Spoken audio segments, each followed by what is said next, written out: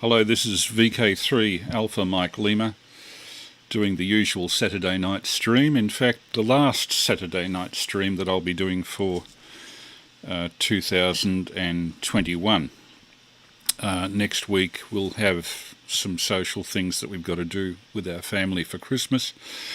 And the week after that is Christmas night, so I don't think I'll be here for that. But the week after, 1st of January 2022, we'll be returning with more of this garbage for the delectation of those who are sufficiently mentally disturbed to enjoy the content. It's 9:29. At 9:30, as you know, I go on 147.475 megahertz. We fire up the transmitter and the audio of this goes on to the air. I see we've got no drop frames. I'll just check the streaming. Can't see a stream there yet. Here it comes. And there we are. Okay, it's all working.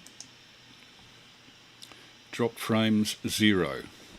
Very pleased by that result, though the latency is around about 70 seconds, so it's you're seeing me not quite live, you're seeing me about 1 minute ago if you're watching on video. Anyway, with that, it's 9:30, it's just ticked over to 9:30 and I'll go on the air on 147.475 megahertz for those within 100 kilometres of Melbourne. Hello, this is VK3 Alpha Mike Lima doing the usual Saturday night test and concurrently running YouTube live stream with the video component of the audio that you'll be hearing tonight. Thank you to those who looked in on last week's session. I think there's around about 150 hits, which is not too bad for so specialised a subject as glacial melt and atmospheric monitoring stations done by the New Zealand equivalent of CSIRO, NIWA. And tonight, a much more laid-back subject with a lot of historical import. I'll just raise my level a bit. I see I'm a little on the low side.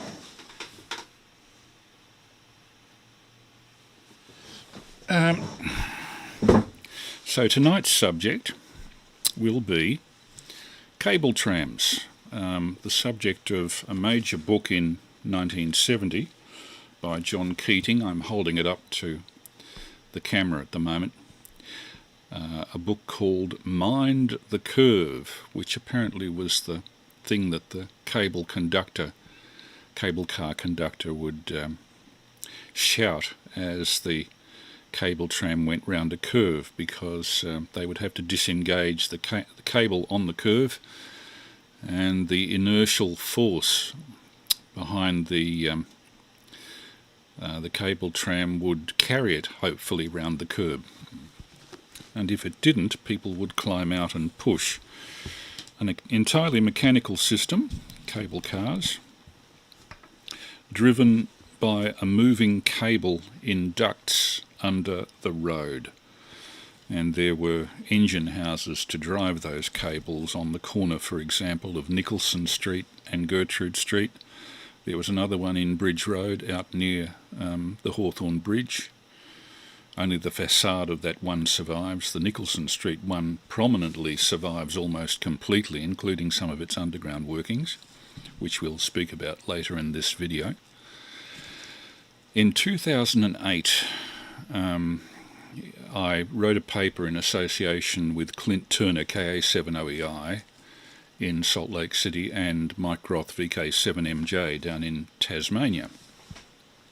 A paper called Dollars versus Decibels, Optical Communication, Modulated Light Communication on a Limited Budget, which of course all of us amateurs are.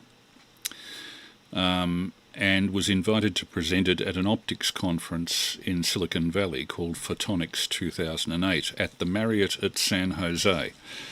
I had my fees for delivering that lecture waived by the Photonics West conference. They apparently were eager to hear what we had to say.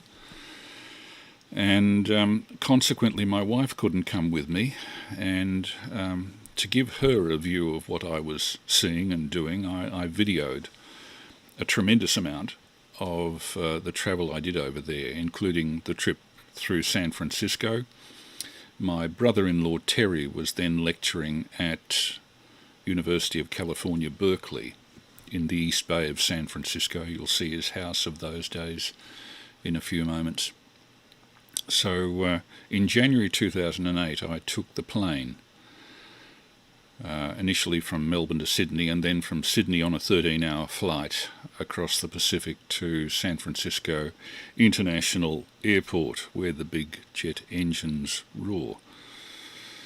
And then we went through South San Francisco to get to San Francisco.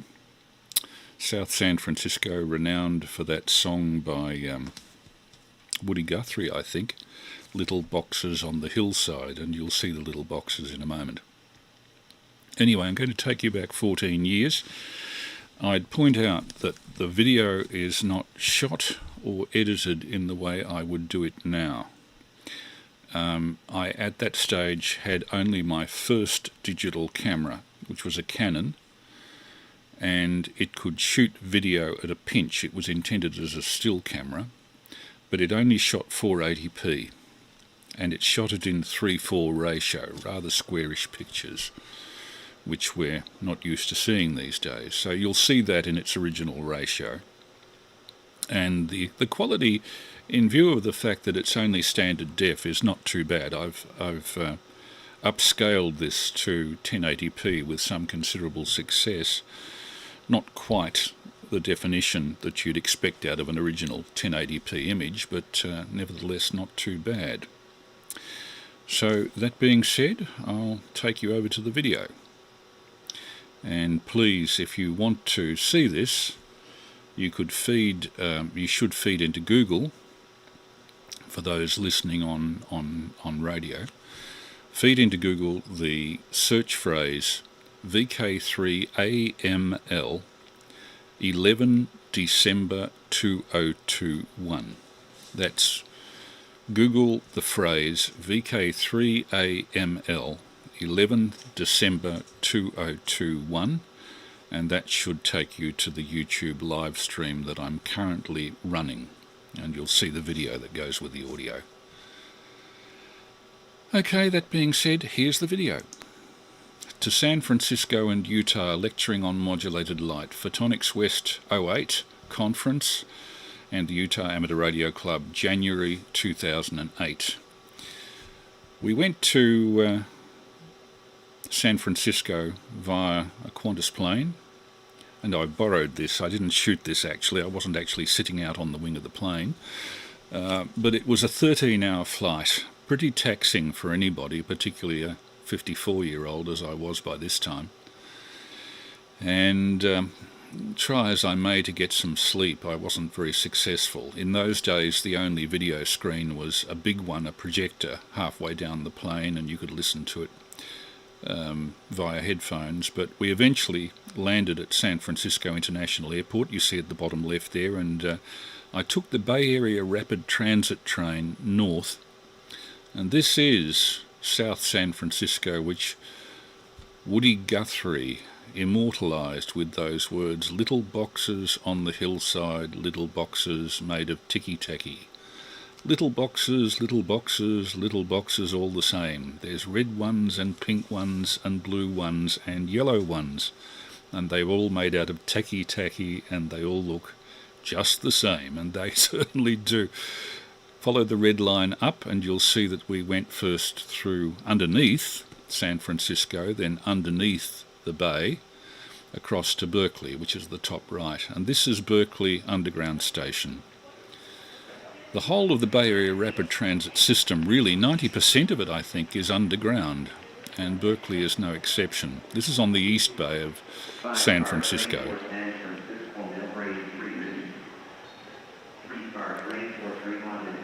I walked around with the camera on my chest, actually, so you'll see whatever I saw at the time. And emerging into the daylight, this is Berkeley, a university town, noted for its political activities in the 1960s, now rather more conservative. Berkeley downtown. This is Shattuck Avenue, one of the main shopping streets, and we're about 2 blocks from the University of California, where my brother-in-law in those days taught statistics, mathematician. That's the underground station entrance there, and I think the Wells Fargo Bank on the right. We had to walk up a block along that road. Berkeley. Okay, we're back in Berkeley again, and this is that's the entrance to the Berkeley underground station there, and the main street of Berkeley. And I guess, just to prove that I've been here. Selfie. Here we are. Couldn't resist a selfie.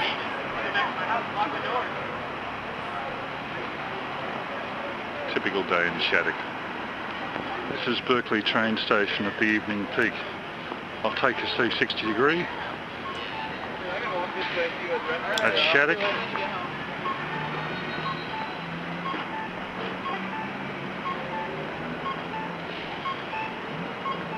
That's the noise the pedestrian crossings make when you cross.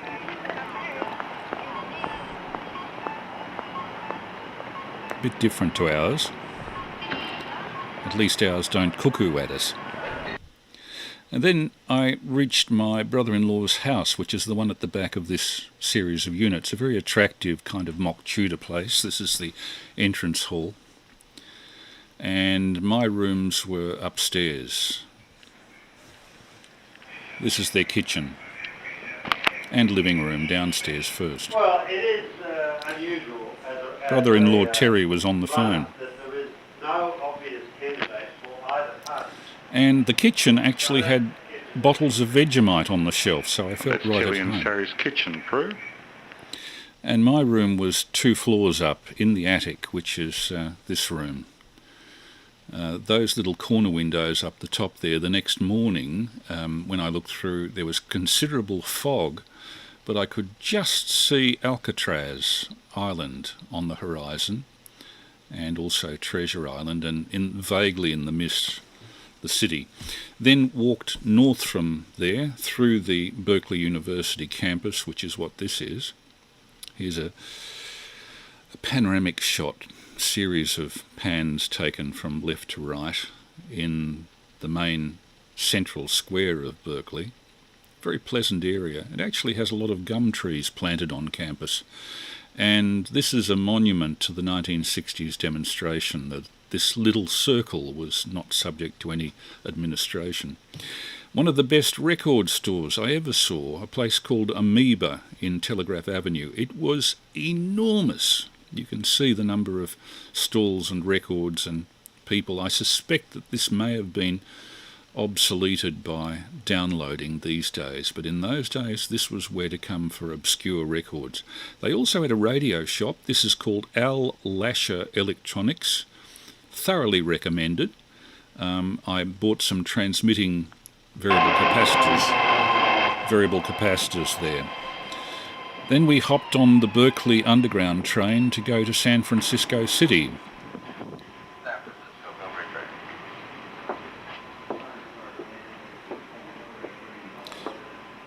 Carriage is very much like ours, and most of the line underground until you get near Oakland.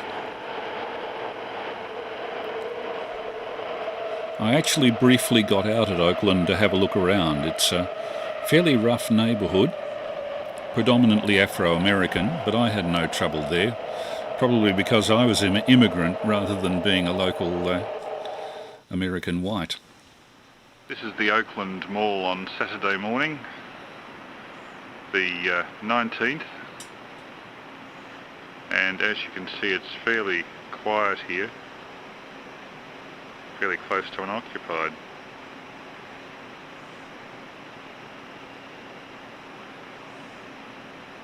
I actually bought a memory chip for my camera here. In those days, 4 gig was the biggest you could get. I'm on a fairly long lens here, so apologies for the excessive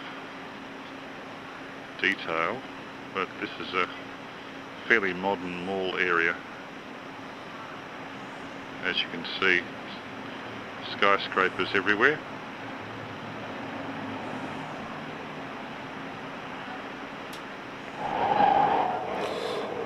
The last little bit of train that takes you down through Alameda into the San Francisco Bay Tunnel is on an elevated line, and you certainly know you're in a different country when you see this sort of architecture. It's very much the Spanish mission type in many cases, or the Californian barn style, I suppose you'd call it. Though a lot of the commercial architecture is very like ours.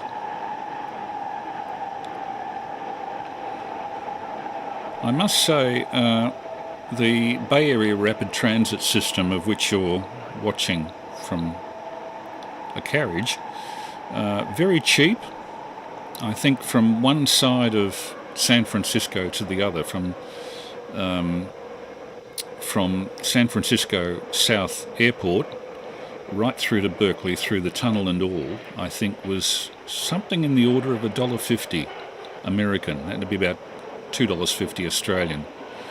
And an equivalent distance would be Frankston to Glenroy. And I can't imagine how much more we pay for ours. One assumes that because America is so car-oriented that the public transport would be poor, and this is not what I found to be the case. I thought it was excellent.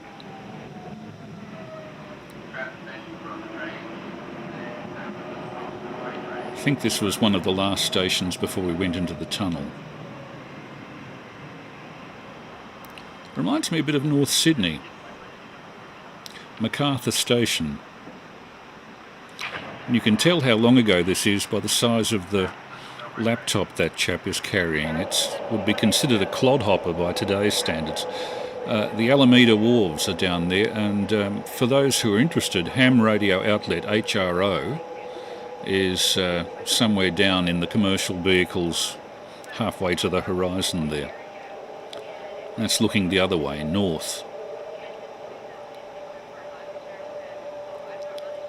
Quite a racial mix in San Francisco that's got a very large Chinese community, and in this East Bay area, right across from San Francisco, there's a large Afro-American community as well, particularly Oakland.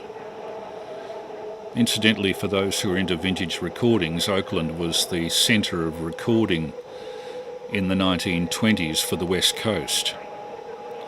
RCA Victor had a studio there from very early on, I think about 1924, and a number of independents had studios there as well.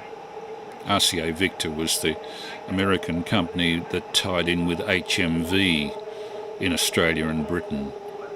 So a lot of the recordings made in this locality reached Australia way back.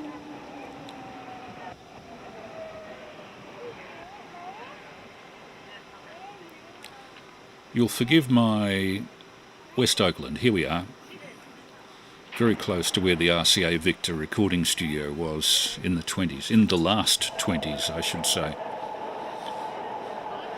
Okay, not too far to the tunnel. I remember as we went into the tunnel, I asked somebody on the train, while the camera wasn't running, whereabouts is the San Andreas Fault? And we were in the tunnel, and he said, buddy, we're about to pass through it in the middle of the bay. And I took a very deep breath, and I don't think I took another breath until we were out of the tunnel on the other side. The thought of the whole of San Francisco Bay coming in through the roof was a little daunting.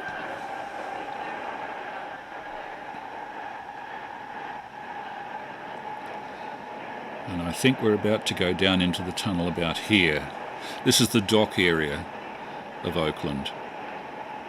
Lots of container terminals and such, and a lot of railway activity. Here we go, down under the bay. This is VK3AML testing and simultaneously streaming. And now we're under San Francisco Bay, in the train, Bay Area Rapid Transit. The other side, we're at Powell Street Station, in the centre of San Francisco, and we're still underground. Most of the trains in San Francisco run underground in a vast network of tunnels.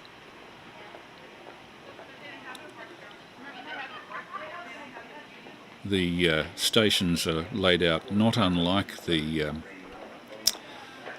City Circle stations here in Melbourne, although I don't think they have a central stairway like that, which is to be used when the escalators inevitably occasionally break down, particularly at peak hours. Otherwise you'd get people risking their necks and servicemen not able to operate the escalators.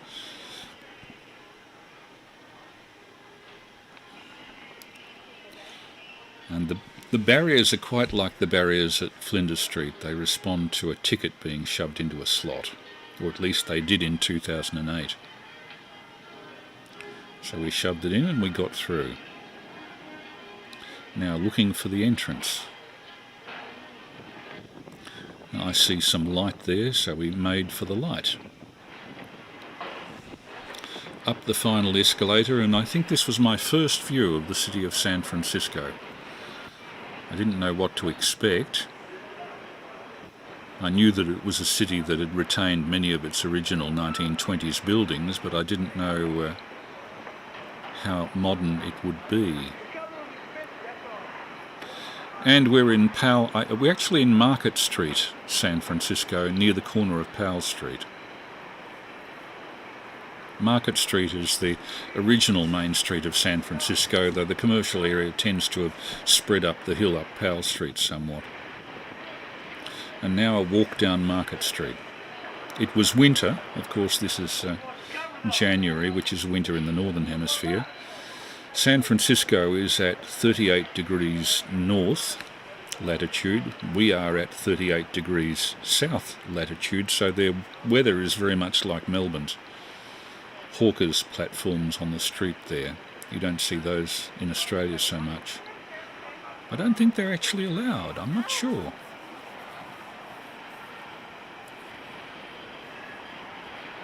And we're making for Powell Street, I think.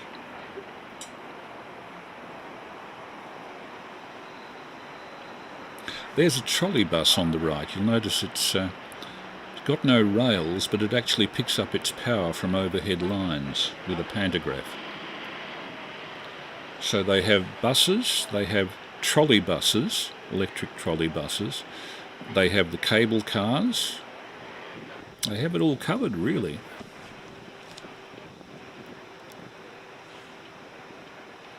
Making our way down here.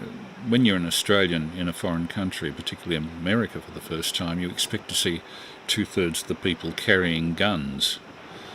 I didn't see one the whole trip. I didn't see a single person carrying a gun. I suppose some of the women may have had them in their pocketbooks, but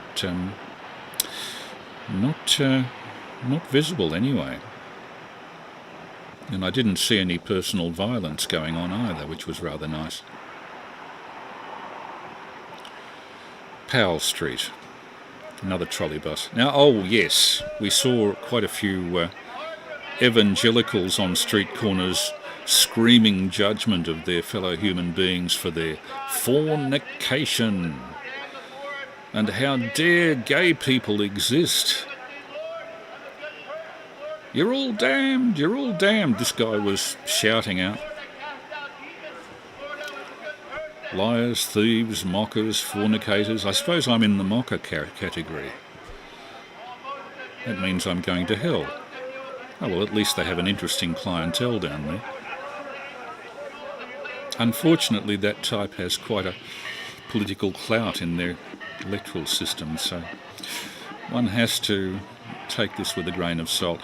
It was Chinese New Year the day I came to San Francisco, and their ornamental lion was chasing the evil spirits away. He was a very friendly ornamental lion, I must say, very colourful. Thank you. They gave me a free pass to a hamburger shop, I think. Here we are. He had a bit of a go at me. This is the ornamental lion.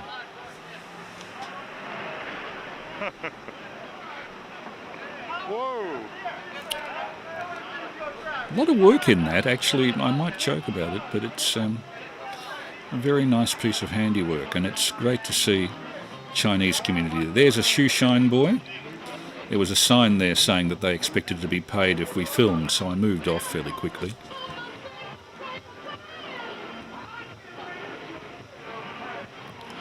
I went into a shop here somewhere and bought a packet of lifesavers. Bad breath, you know. And the lady on the other side of the counter had an Australian accent. I said, oh, you sound Australian. I said, where are you from? She said, Sydney. I said, I'm from Melbourne. She said, oh, we don't speak to your type. But it was nice to meet some Australians there too. There were a lot of people, students particularly, in San Francisco. So it's not a place to feel at all foreign. It's probably the most Australian-friendly city I struck. This is at the end of the cable car system. And it's entirely mechanical, so there's no electricity to turn their turntable around when they want to turn their cable car around. They have to do it by hand on a manually activated turntable. A couple of guys give it a good push, round it goes, and then it shunts off in the opposite direction. And then eventually the guy will get into the grip car, pull the grip onto the cable, and away that will go up the hill, up Powell Street. This is VK3AML with a regular Saturday night test transmission. Interestingly, most of the staff on these cable cars was either black or Hispanic. And again, as soon as they heard my accent, incredibly friendly. I don't think they were as friendly to white Americans, which is an interesting thing from our point of view. Having heard about cable trams from my parents, who were born in the first decade of the 20th century, I often wondered what they were like. These were very similar to the ones that ran in Melbourne, except that in the Melbourne ones they separated the grip car from the passenger, the enclosed passenger car, completely. So there were two carriages for each cable tram. In San Francisco, they've combined them into one. And but the grip system and the passenger accommodations are almost exactly like the ones that were in the Melbourne cable trams, which ceased in 1940. First cable tram in Melbourne was opened. Cable tram line was opened, I think, 1885, and the last one replaced by electric trams in 1940. But in San Francisco they've retained the system, partly for sentimental reasons, partly because it's a terrific tourist draw, and partly because the cable system is very well suited to the steep hills of many of the roads where a normal electric tram would have trouble with traction.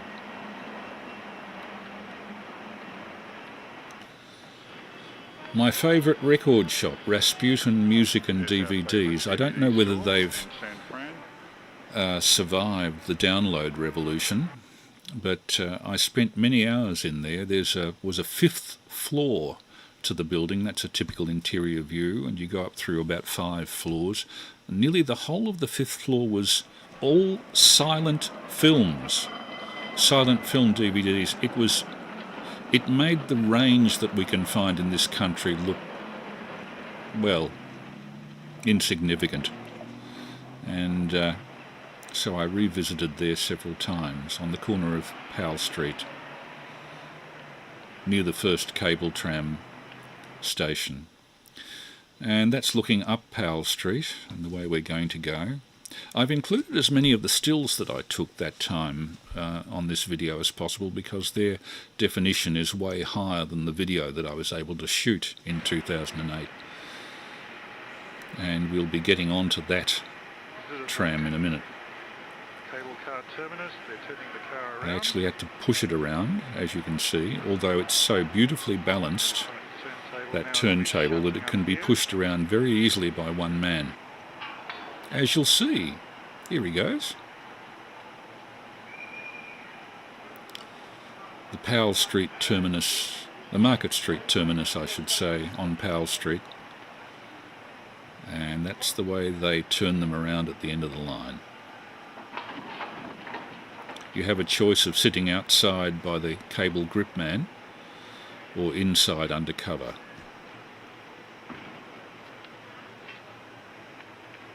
There was a similar arrangement with the cars in Melbourne, but they separated them, as I say, into a grip car and a passenger car. They weren't combination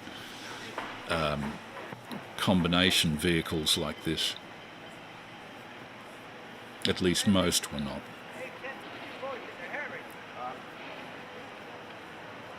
And we're about to climb on. With many of these videos, I just kept the video camera going. I had plenty of space on the card, and we were only shooting at standard def, so it didn't take up much space. Very 19th century interiors, beautiful woodwork. And you'll find that I was particularly fascinated to watch the mechanism of the grip and the way the grip man was using it. The guy at the back there works in association with the grip man. The guy at the back has control of brakes, the brakes at the back of the car, remembering these run on very steep hills. And it's necessary for the grip man and the brake man to work in association. So they have hand gestures and signals that they make back and forth between the two of them if they're particularly stopping on inclines.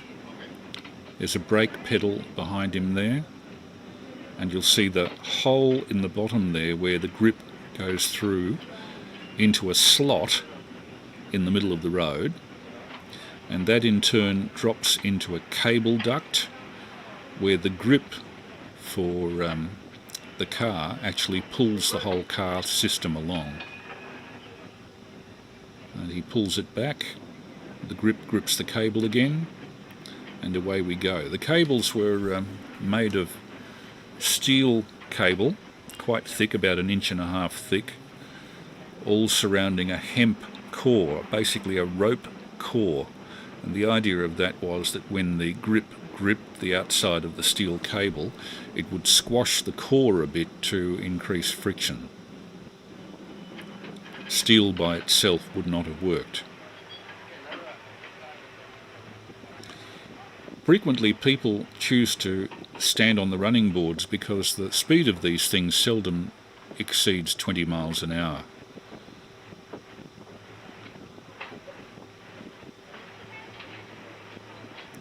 And I think he waits for everybody to get seated and waits for the intersection to clear.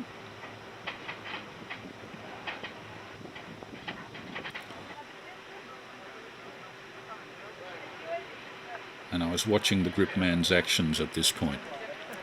I seated myself on the exterior doors. Brake off, grip on.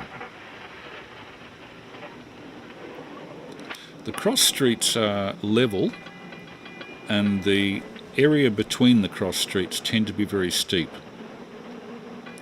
We're actually making our way uphill, up Powell Street, towards the St Francis Hotel. That was the location of the famous Fatty Arbuckle scandal. That's the St Francis Hotel with the red cupolas. Fatty Arbuckle was accused of raping or sodomising Virginia Rapp, a young and rather attractive good time girl, and that ruined his comedy career in about 1923. It was also the hotel from which Australia's first major American jazz band import came, Frank Ellis and his Californians, of which I'll speak a little bit soon. break off, grip on, and we're going up past the St. Francis Hotel. This is probably San Francisco's most luxurious hotel, and it survived the 1906 earthquake. So it is just opulence personified inside that. Expensive fashion stores outside. There's the main entrance, the Western St. Francis it's called now. And various boutique shops are located at its ground floor. I went inside, but I wasn't allowed to shoot video, unfortunately. I hopped off to have a look around this area. It's near Union Square. Union Square is just opposite.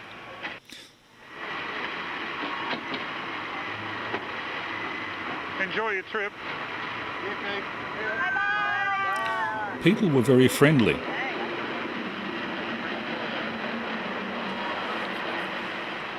This is the hotel precinct of San Francisco.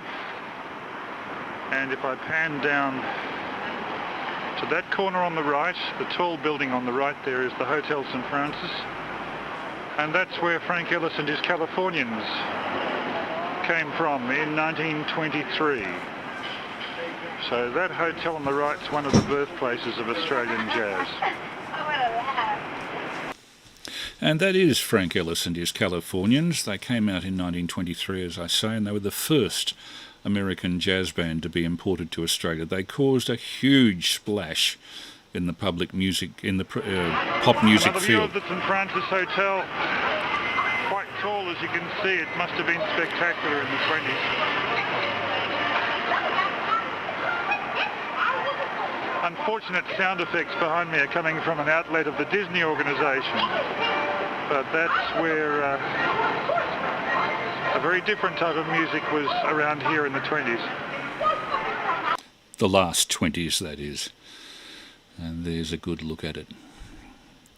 Magnificent entry hall. If you ever have a chance to go to San Francisco, do look in on, at least have a look inside the St. Francis Hotel. And starting with the St. Francis Hotel, this is Union Square in San Francisco. It's a place for lunches, and if the automatic exposure in this camera ever sets itself right, let's leave it there for a moment. Thank you.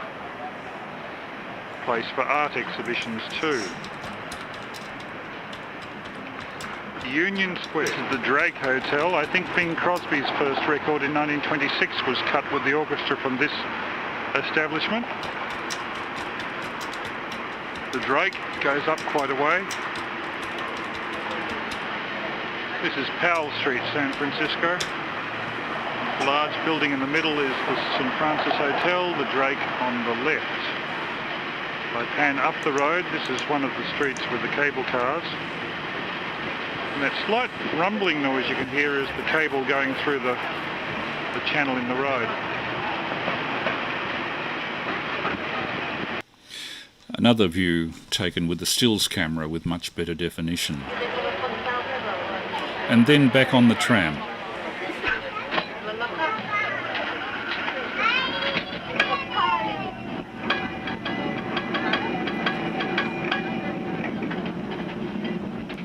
And I'm sure that these drivers had a code that they use, pulling the chain on that bell that's on the roof of each tram. I saw them using it in that sort of way, rhythmically.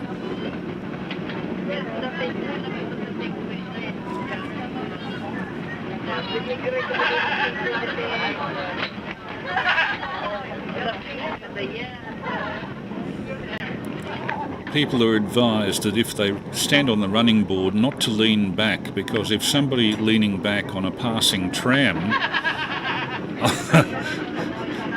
manages to hit you, the results can be rather nasty. Now that's a grip from the Melbourne cable tram system, the same sort of grip that they were controlling in that tram there.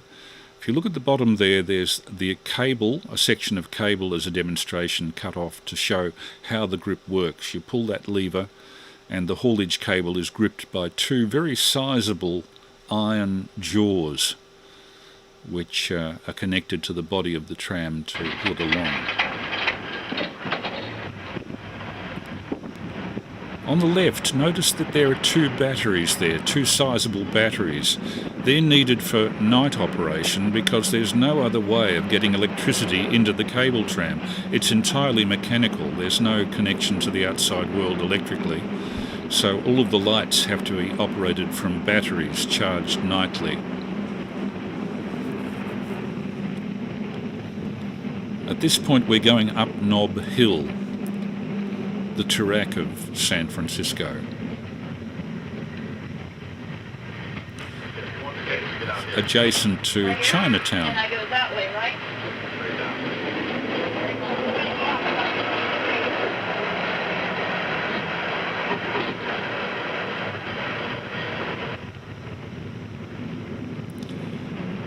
And the Nob Hill shops are quite expensive, so I didn't participate in buying anything there.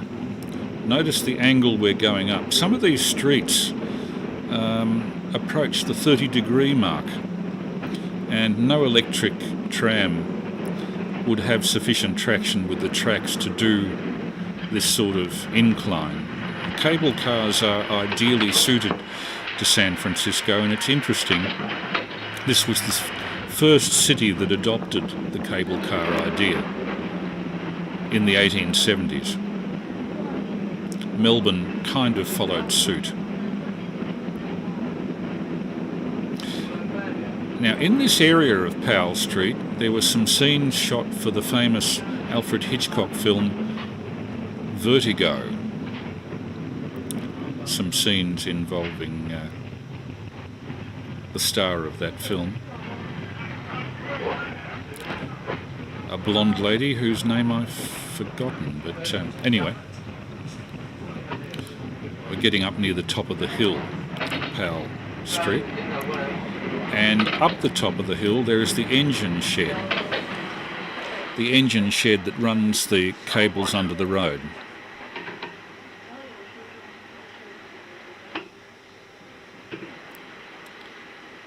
I think that foot pedal is for an emergency brake or an extra brake.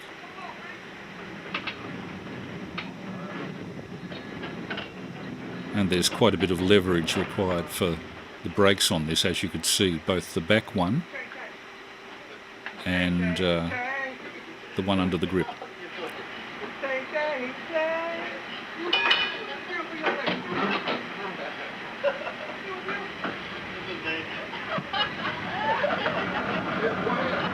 Very friendly staff, I must say. This is VK3AML testing on 147.475. Just checking that I was getting the right current and voltage on the transmitter here. And we're streaming, YouTube live streaming, if you care to Google VK3AML 11 December 2021. That is, Google the phrase VK3AML 11 December 2021. You should find the video that goes with this live stream. First time today, huh? I don't know what it is. Still ain't enough on me. That's the rear brakeman working in association with the gripman.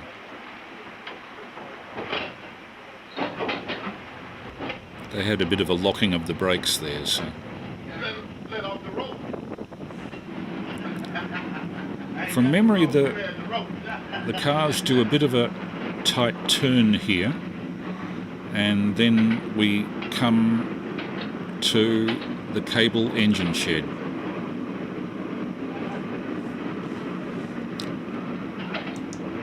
This is VK3AML testing.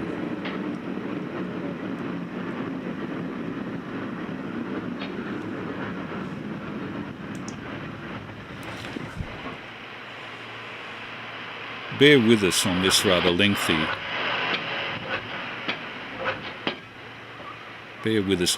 lengthy scene of the interior of the cable car. I wasn't sure exactly what to shoot, so I tended to shoot everything that I saw. And the gripman was very obliging with standing out of the way for me when I wanted to take pictures of the mechanism. They're very proud of their job, and I imagine very protective of it.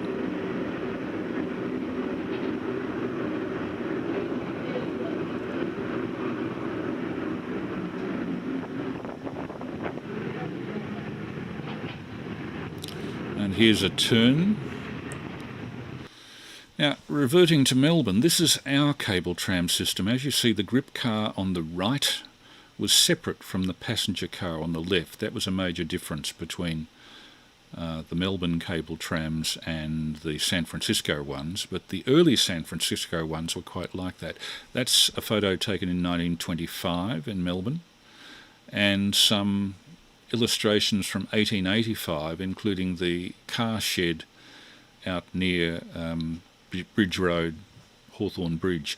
All of the lines in blue are the ones that the cable tram operated in Melbourne, so you can see there was quite an extensive system of cable trams going about 5 miles out in all directions. All gone now. There are some cable ducts under the road remaining, but very few.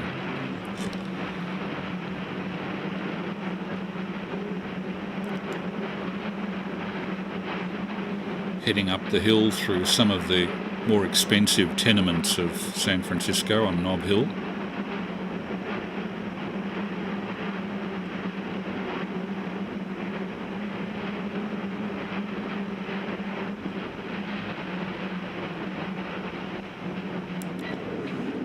Now that's the start of Chinatown, and some of the best Chinese food I've ever eaten is in this area. Okay, this is the relief here. We got another crew coming to take over, so just be patient, folks. Who is it? Should be Gordon and Gordy and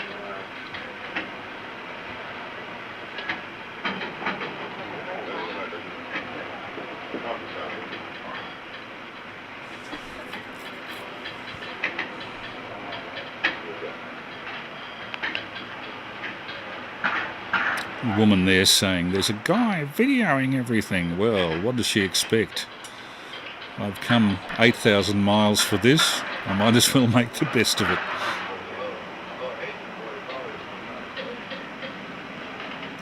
Pardon the very jerky pans, but this was done for personal usage, this video, at a time when I only had a little stills camera that could be pressed into service occasionally for video on 480p. But this was taken 14 years ago, January 2008. What was very impressive were the number of cable cars simultaneously on all of the tracks. Imagine the stress on the cable with one cable car going past your stop every 10 minutes. Bit of a selfie here. I think I was 54 when this was taken. The beard's a lot greyer now.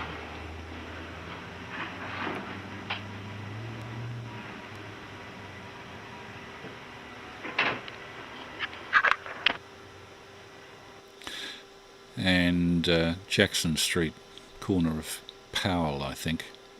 At this stage, I looked through the door of one of the warehouses and realised that we were looking at the engine shed powering the cables under the road.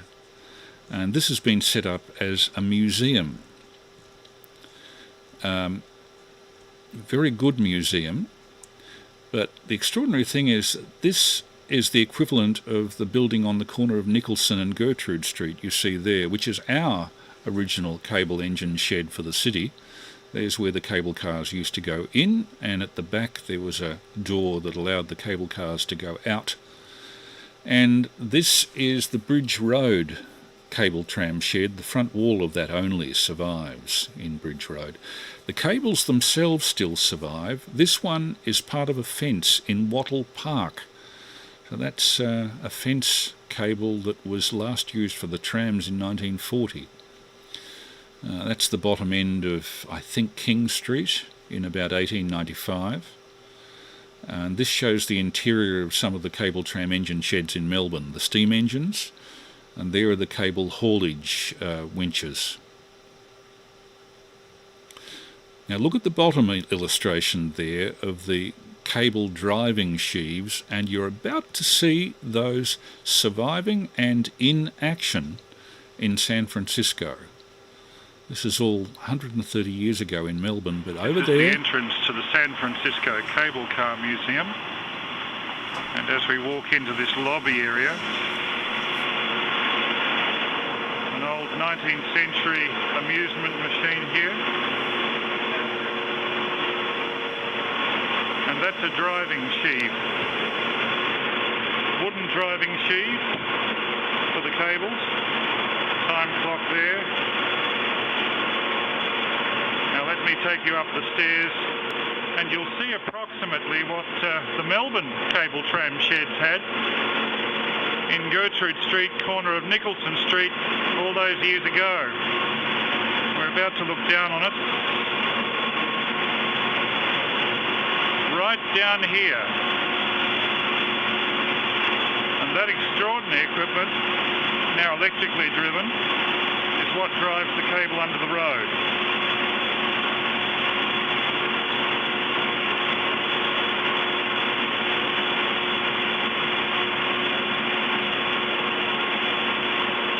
I think I'm used to seeing this in black and white silent films from our own cable tram days. Up the end, there are the sheaves that send this material down under the road. Fascinating to see it actually in operation.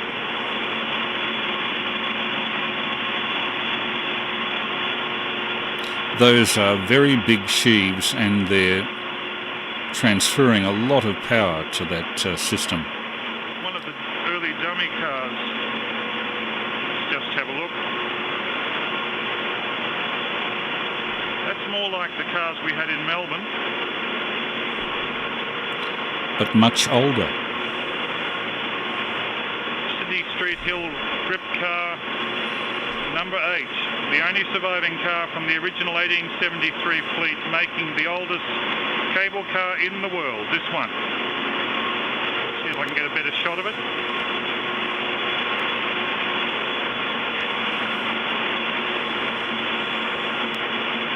A couple of other amusement machines.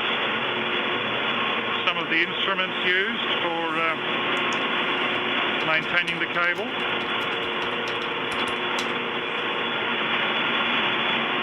But I just find that mechanism down there the most extraordinary thing. You're looking at part of pre-war Melbourne. Still in operation here in San Francisco, isn't it extraordinary? There are the cables going off all over San Francisco under the roads. Steel outer cables on a hempen core.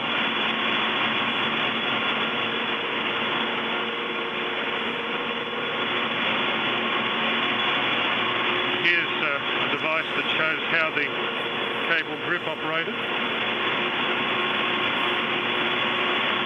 There against the window is the grip. I think we'll be able to see it better as the automatic exposure comes under control. That's the actual grip mechanism.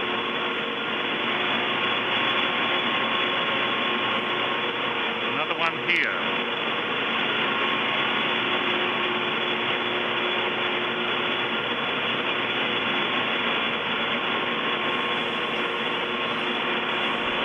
Apologies about the audio, but the roar of the cable traction equipment was incredible. Same sort of grip we had in Melbourne.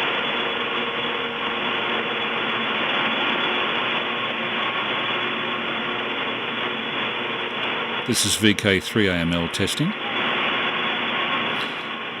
with footage of the... Sorry folks, I'm going to shoot this again. I just can't get over the fact that this engine house survives.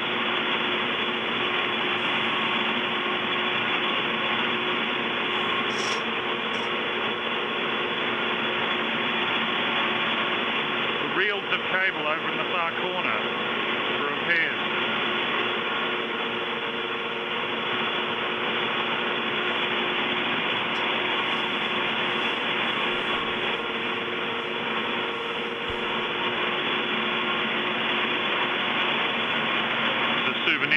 I might buy something from there in a moment.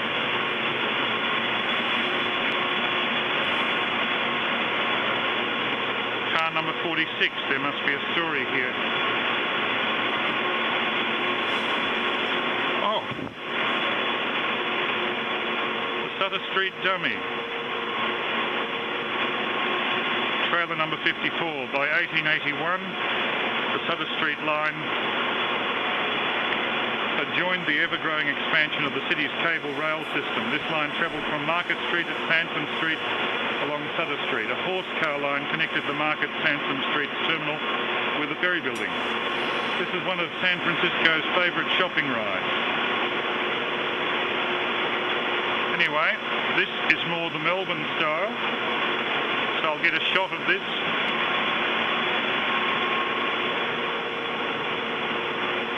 There's the dummy that actually grips the cable, the dummy car.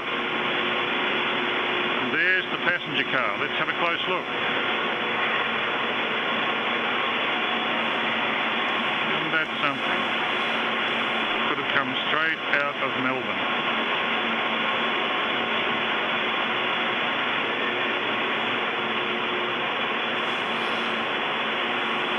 Various cable car models there.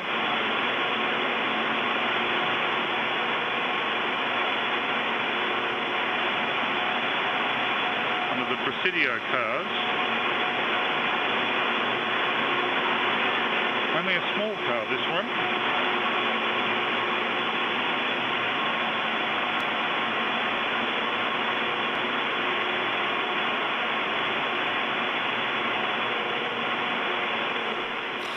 Pardon the shakiness of this video, but in 2008 there was no such thing as image stabilization in cameras. It was with the cable cars operating. A video of San Francisco before the 1906 earthquake.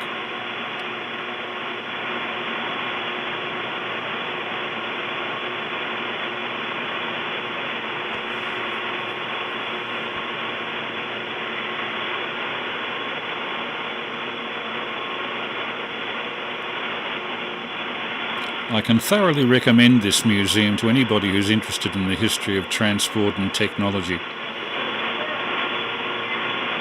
Notice the names of the streets above each of those engines: Hyde Street, California Street, Powell Street, etc. And each of those cables has electrical detection equipment that can detect so much as one frayed strand on the cable. Just recovering from...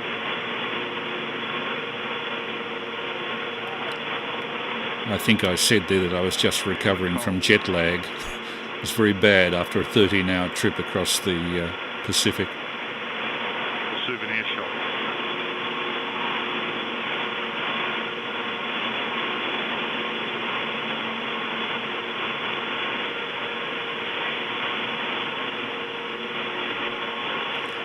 I couldn't take my eye off this gear, having seen it in silent films and in photographs from the late 19th century. To see it actually in operation kind of took the breath away.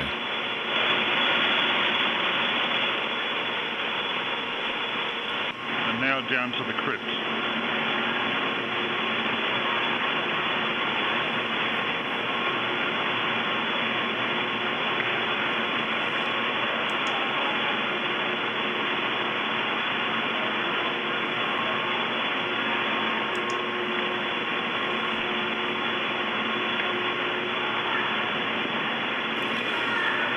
This is where we see the sheaves that directed the cable under the road.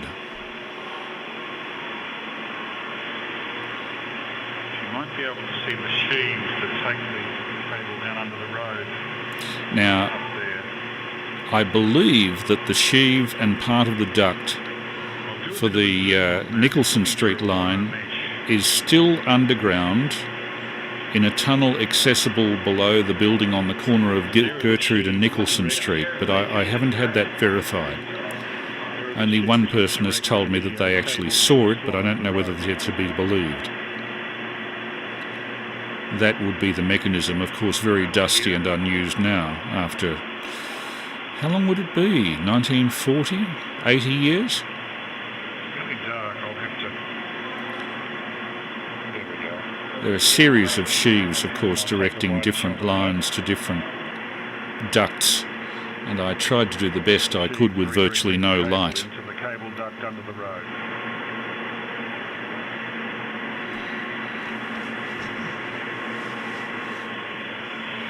Okay. Now let's go back upstairs.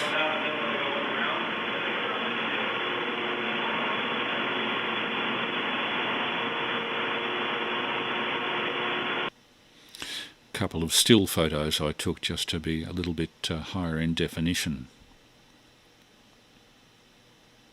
I only wish I had the 4K camera in those days, but 480p, I don't think I was doing too badly.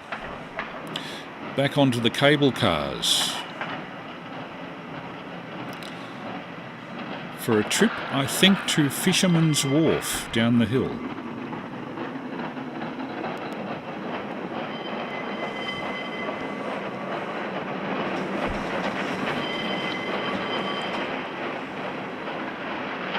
See the cars going off towards the ocean beach there.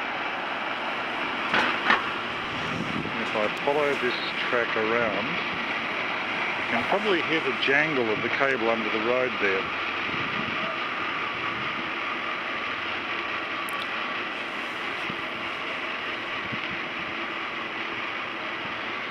There are pulleys, series of pulleys under the road, each of them Quite a steep accessible. hill here into Chinatown.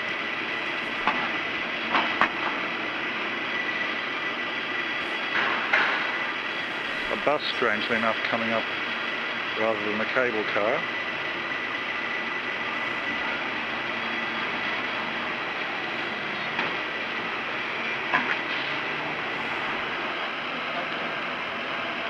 Now notice how this cable car has to disengage its grip when it gets to the curve, and the cable car gets carried around the curve by its own inertia.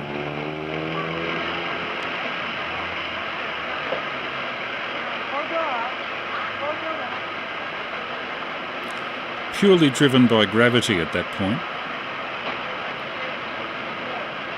Gosh, that's packed, isn't it?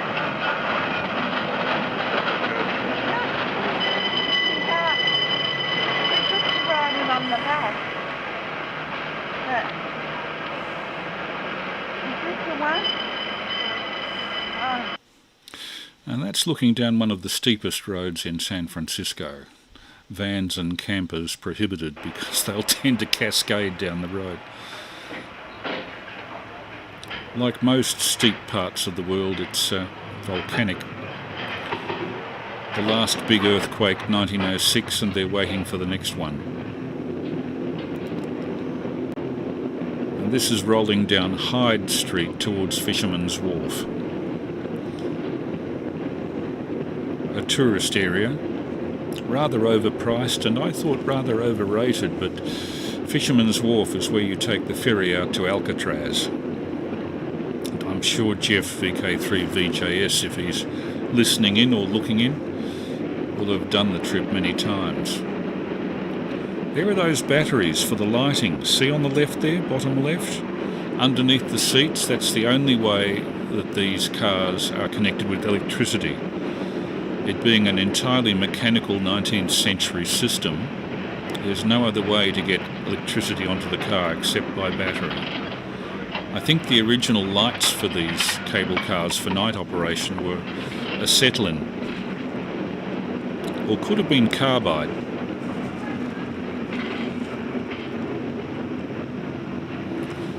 It was a nice afternoon. Most of the people chose to ride in the outside section of the carriage.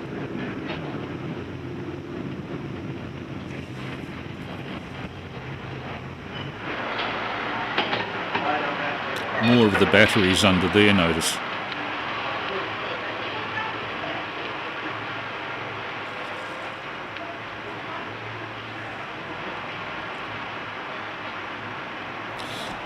This Hyde Street Hill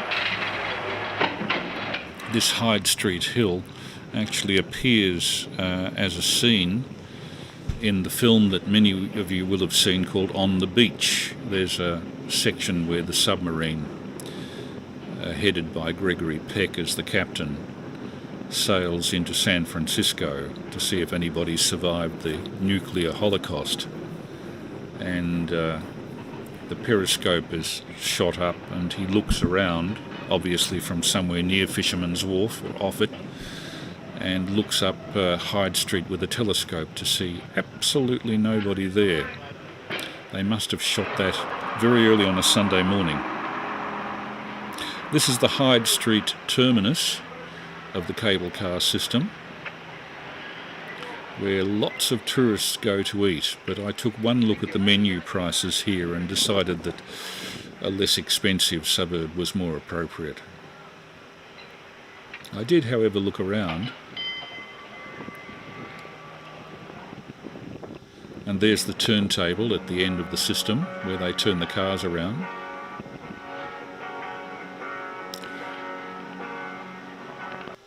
And that's my best view of Alcatraz, taken from the Hyde Street Wharf. Hyde Street Pier.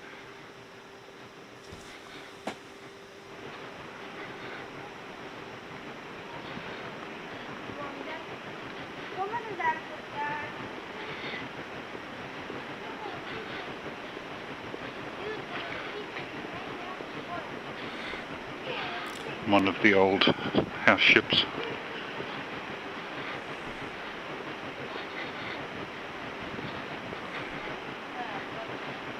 This is the wharves at the end of the cable tram for the Powell.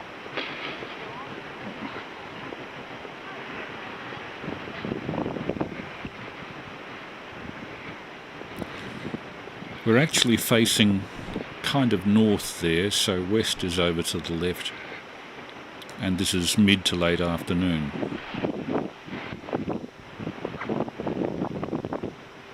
Hyde Street Pier as it was Well, pretty. There's the Pacific. And the thought occurs to me that you're on the other side of it.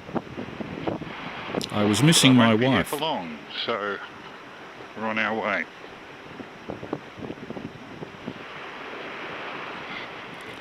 One wishes that there had been image stabilisation, but this is 14 years ago. Well, what do you know? There's Alcatraz.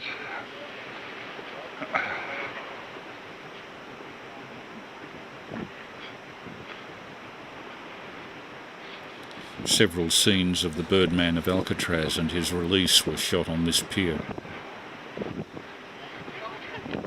Burt Lancaster.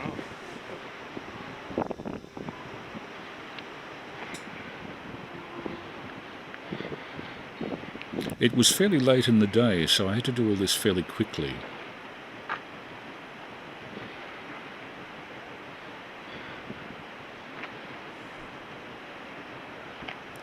The reverse angle shot. Right up that hill is where the cable cars go. And that's where we're heading now. That is virtually the shot in On the Beach, up that hill.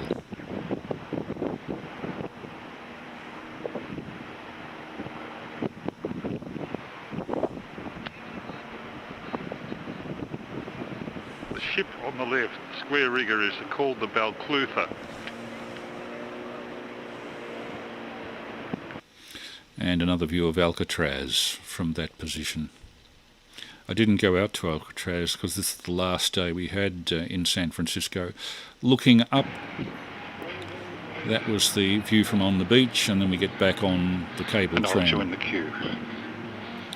And the last few cable cars of the day are quite crowded, so the buskers come around and keep the queues amused.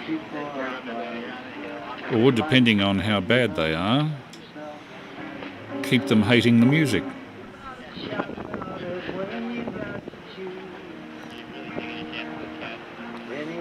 How do you like that guy? Puffing on a cigarette and pushing the cable tram at the same time.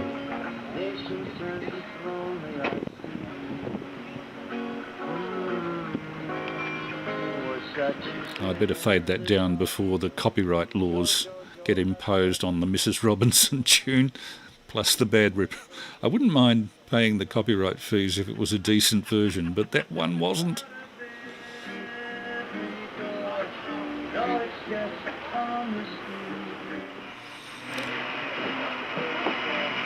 Back on the cable car again and back into San Francisco.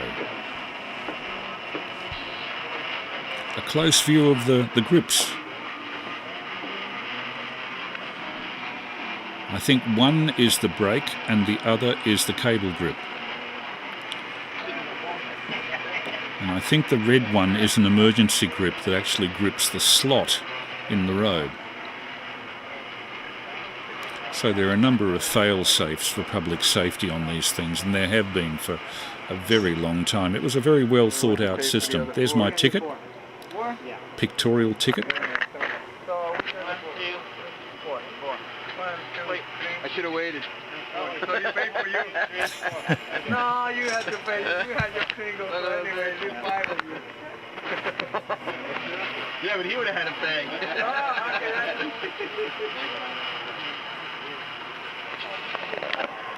The mechanism at the core of this is the fascinating part.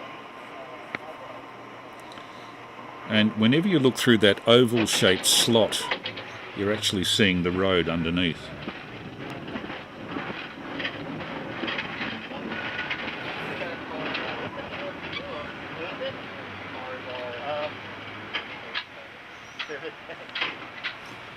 I think in this country, with the number of OH&S requirements, sitting on a seat where you can jump forward onto the road or onto the top of a passing car wouldn't be permitted, but the Americans are rather freer with their interpretation of the term freedom to indicate personal freedom. Yes, it's risky, but the risk is yours, whereas out here, legally the risk tends to be taken by the operator of the mode of transport. Here we go up the Hyde Street Hill, one of the steepest hills on the cable car system.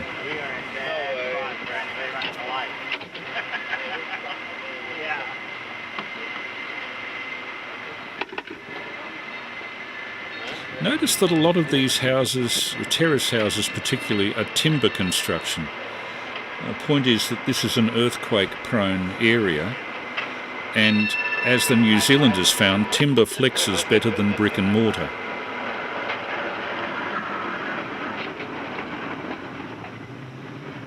And the cable cars are as notable for their efficiency as they are for their frequency.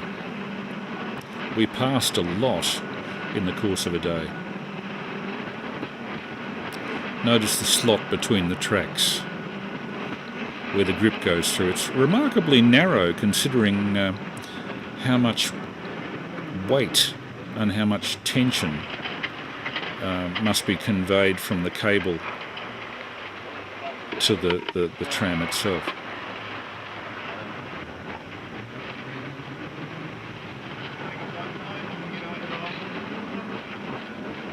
And here's another one, just in that space. I suppose they must arrange these so that the cable cars are roughly arranged so that the downhill cars kind of balance the uphill ones somehow along the cable. It must be an art, particularly the scheduling of all of these. Again, going up towards Nob Hill, this is the more expensive part of San Francisco with the good views.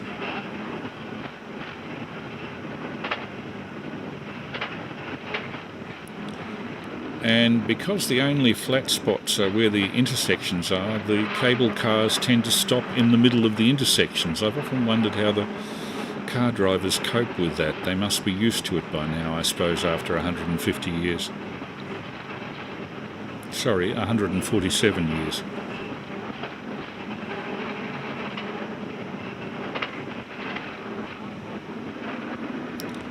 Looking down to the north of San Francisco, to San Francisco Bay. This is VK3AML testing and simultaneously YouTube live streaming a trip on a cable car in San Francisco. Hyde Street, San Francisco.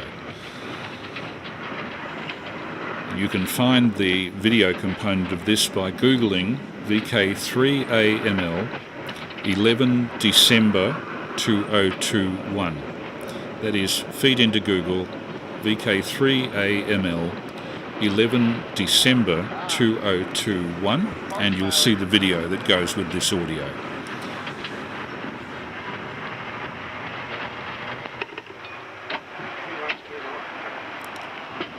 From memory, I think we're just bordering on Chinatown at this point.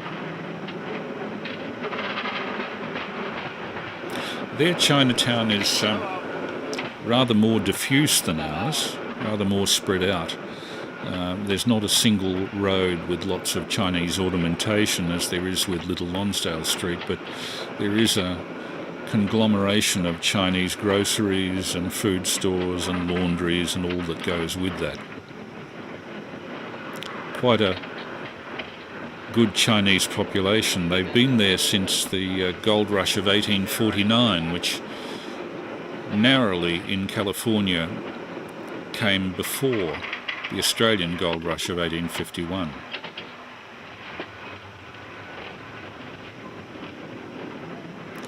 And up the final hill before we plunge down back into the city of San Francisco.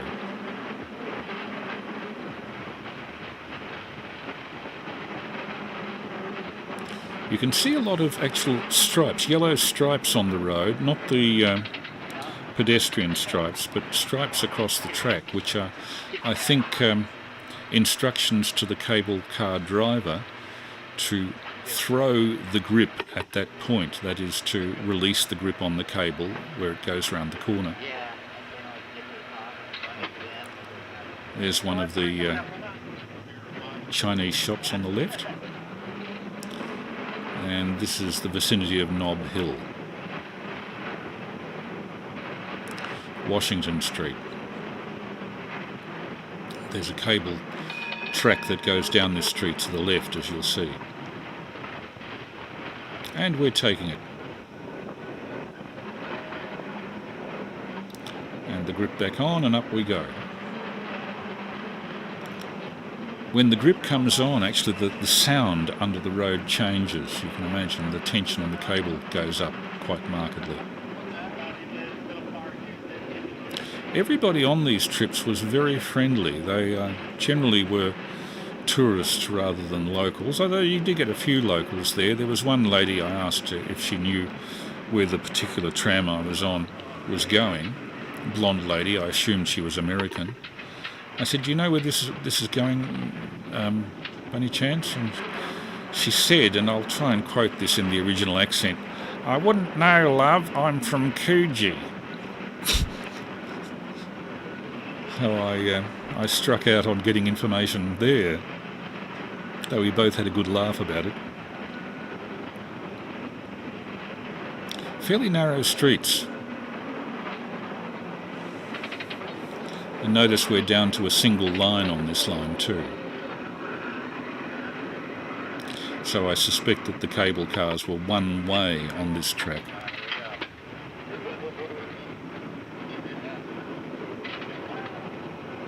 Going down into Powell Street from memory.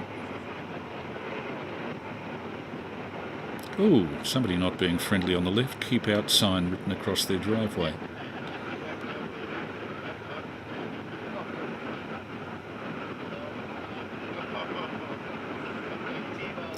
Drifting down at about 20 miles an hour down into the city.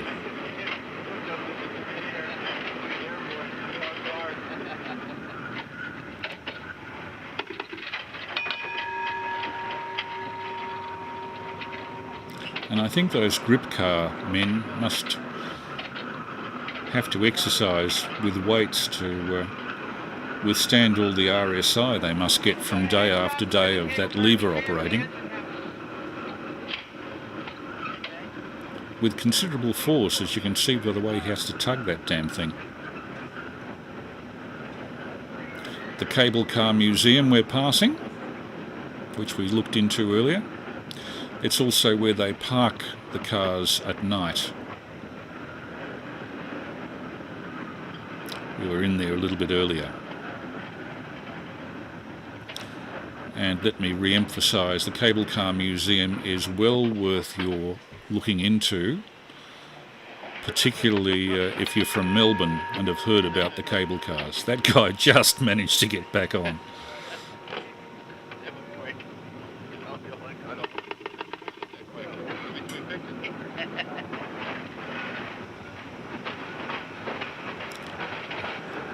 Washington Street, and we take a right turn down the end there and go into Powell. This is VK3AML. I hope this isn't boring too many people. We do get back into the city shortly, and then on a train trip down to Silicon Valley. And I see it's 10:49 p.m. In about 13 minutes I'll be opening it up for discussions on 147.475. About 13 minutes from now. That should be a little bit past 11 o'clock.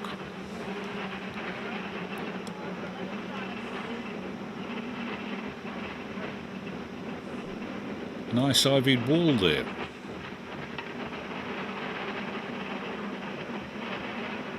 And we're still in Chinatown in San Francisco, up near Nob Hill.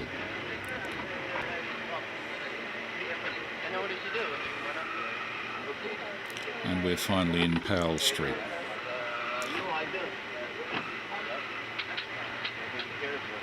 Just reading some of the comments. Hello Jared, up there in Sydney. Hope you're going well. This will be my last transmission for 2021. Next week I've got a social thing on with Prue.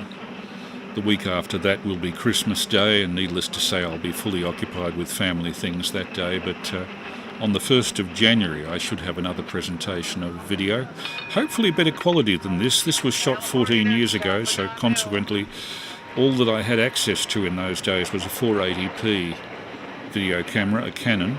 It was intended as a stills camera and could be used occasionally for video. I particularly was wanting to get this on video, so filmed a great deal of it.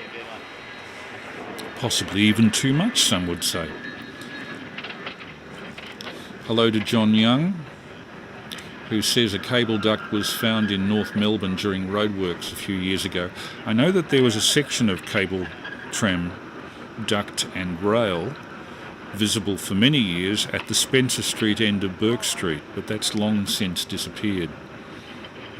Also the cable, where the cable cars went, down Bridge Road particularly, they used to pave the road with wood blocks, and in the 60s you could still see some of the patches of wood blocks in the road, but they've also been paved over.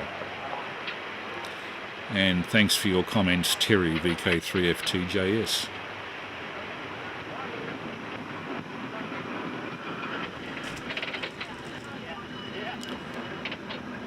Looking, I think, north, and the final plunge into the city. Commercial part of the city straight ahead.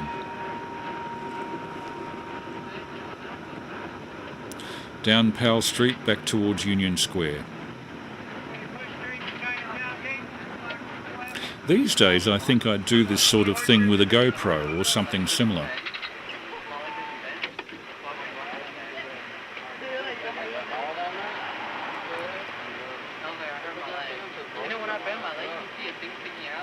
It's actually quite threatening when you're sitting on a seat that's open at one side and you see buses come towards you, and it's only when they recognise that you're on a cable car that they come to a stop. I mean, once or twice what would have happened if they'd fallen asleep or had a lapse of concentration? It's frightening.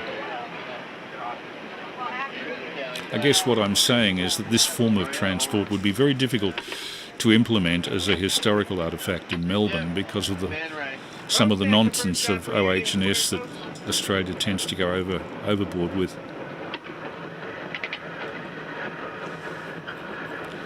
But you're travelling on a 19th century mode of transport, so I suppose you have to make allowances. This is VK3AML testing on 147.475. Now on to the last, let me see. We've got 9 minutes to go on this. Again, looking through the floor at the road, you can see that the cable grip is actually mounted just above the road. And that's the road running past us underneath that guy's foot.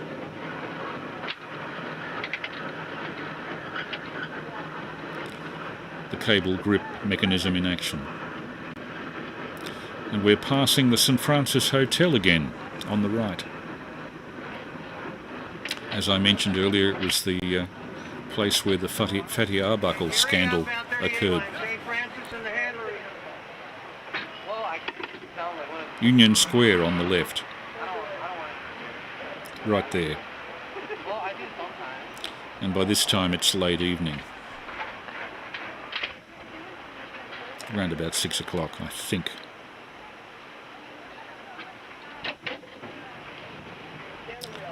Brake off. Cable grip on. Most of the time going downhill they can coast along without the cable.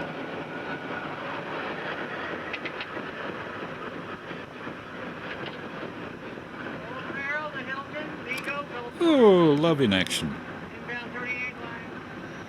Two young people having a snog while standing on the running board of the cable car. I can think of safer places to have a snog.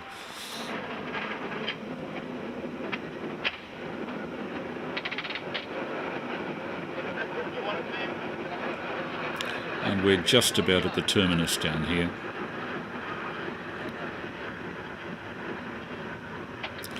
Past Rasputin Music, the excellent DVD store, in which I spent about 4 evenings, I think, sorting out, I think I bought something in the order of 60 DVDs of rare silent and early talking pictures for my personal collection. And I spent my last days in San Francisco pulling the DVDs out of their original box wrappers and sticking them in stacks so I could bring them back to Melbourne in a reasonable physical volume. Otherwise I would have had piles of boxes occupying lots of luggage space.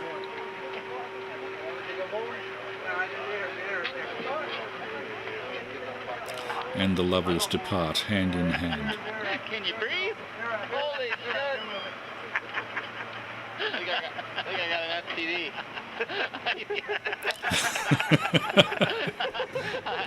You think they got an STD on the cable car? This is VK3AML transmitting a test transmission of the cable cars of San Francisco.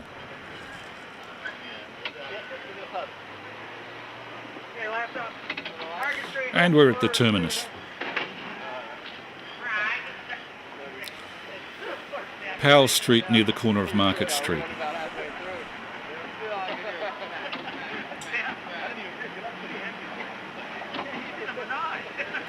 And you see he's just let the brakes off and the car is drifting down the road. Put the brakes on before he hits the other car. Well, this is where I say goodbye to San Francisco City, because I'm going down in the underground now. The Powell Street station, which is just to my left.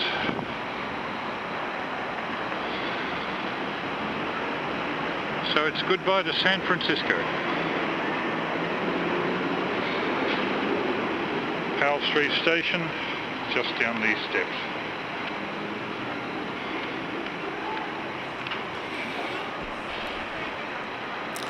Now, this was a feat.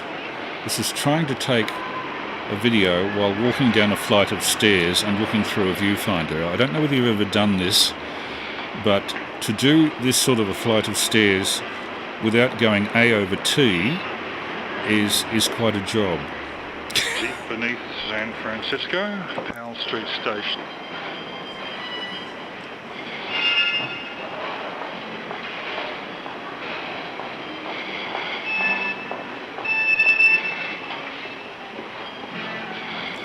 Get your ticket from those ticket machines. Yes, the Americans have crap PA too. And then through the barriers. Bit like Parliament Station, really, isn't it? But instead of going back to Berkeley, I think at this stage I was heading south to the conference centre at the Marriott Hotel in San Jose in Silicon Valley. Mike Groth, VK3AML, myself and Clint Turner, KA7OEI, had all written a paper, a jointly written scientific paper on optical communication, and I was slated to deliver that talk to an optics conference in San Jose about 2 days after this. Gave it.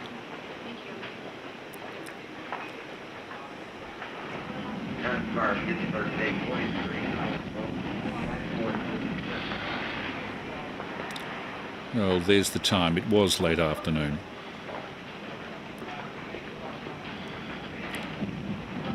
But considering this is peak hour, the crowding isn't too bad. Well, anyway, we went south, first of all, to Millbrae Station on BART, the Bay Area Rapid Transit, mostly underground, and then...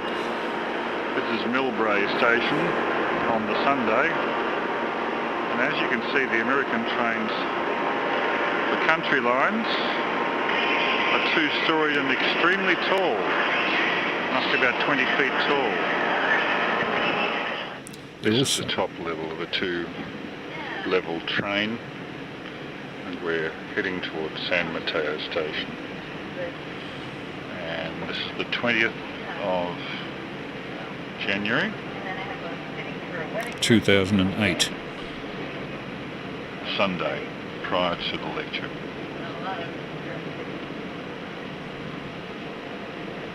It felt very strange lecturing in another country. I didn't know quite what to expect, and Really industrial area. my lecture was actually given in San Jose, but I stayed at Santa Clara down the bottom there. You'll see the way we got down via train. San Mateo Station.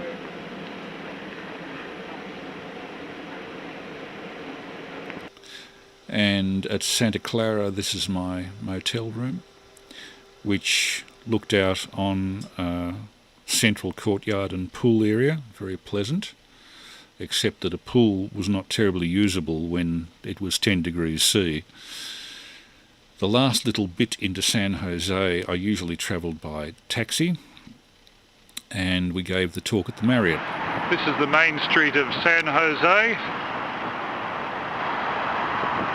and just here at the Marriott, as you can see, there's SPIE Photonics West, which occupies the whole of the building at the back, left and right.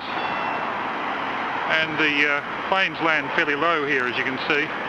Round here is the Hotel Marriott.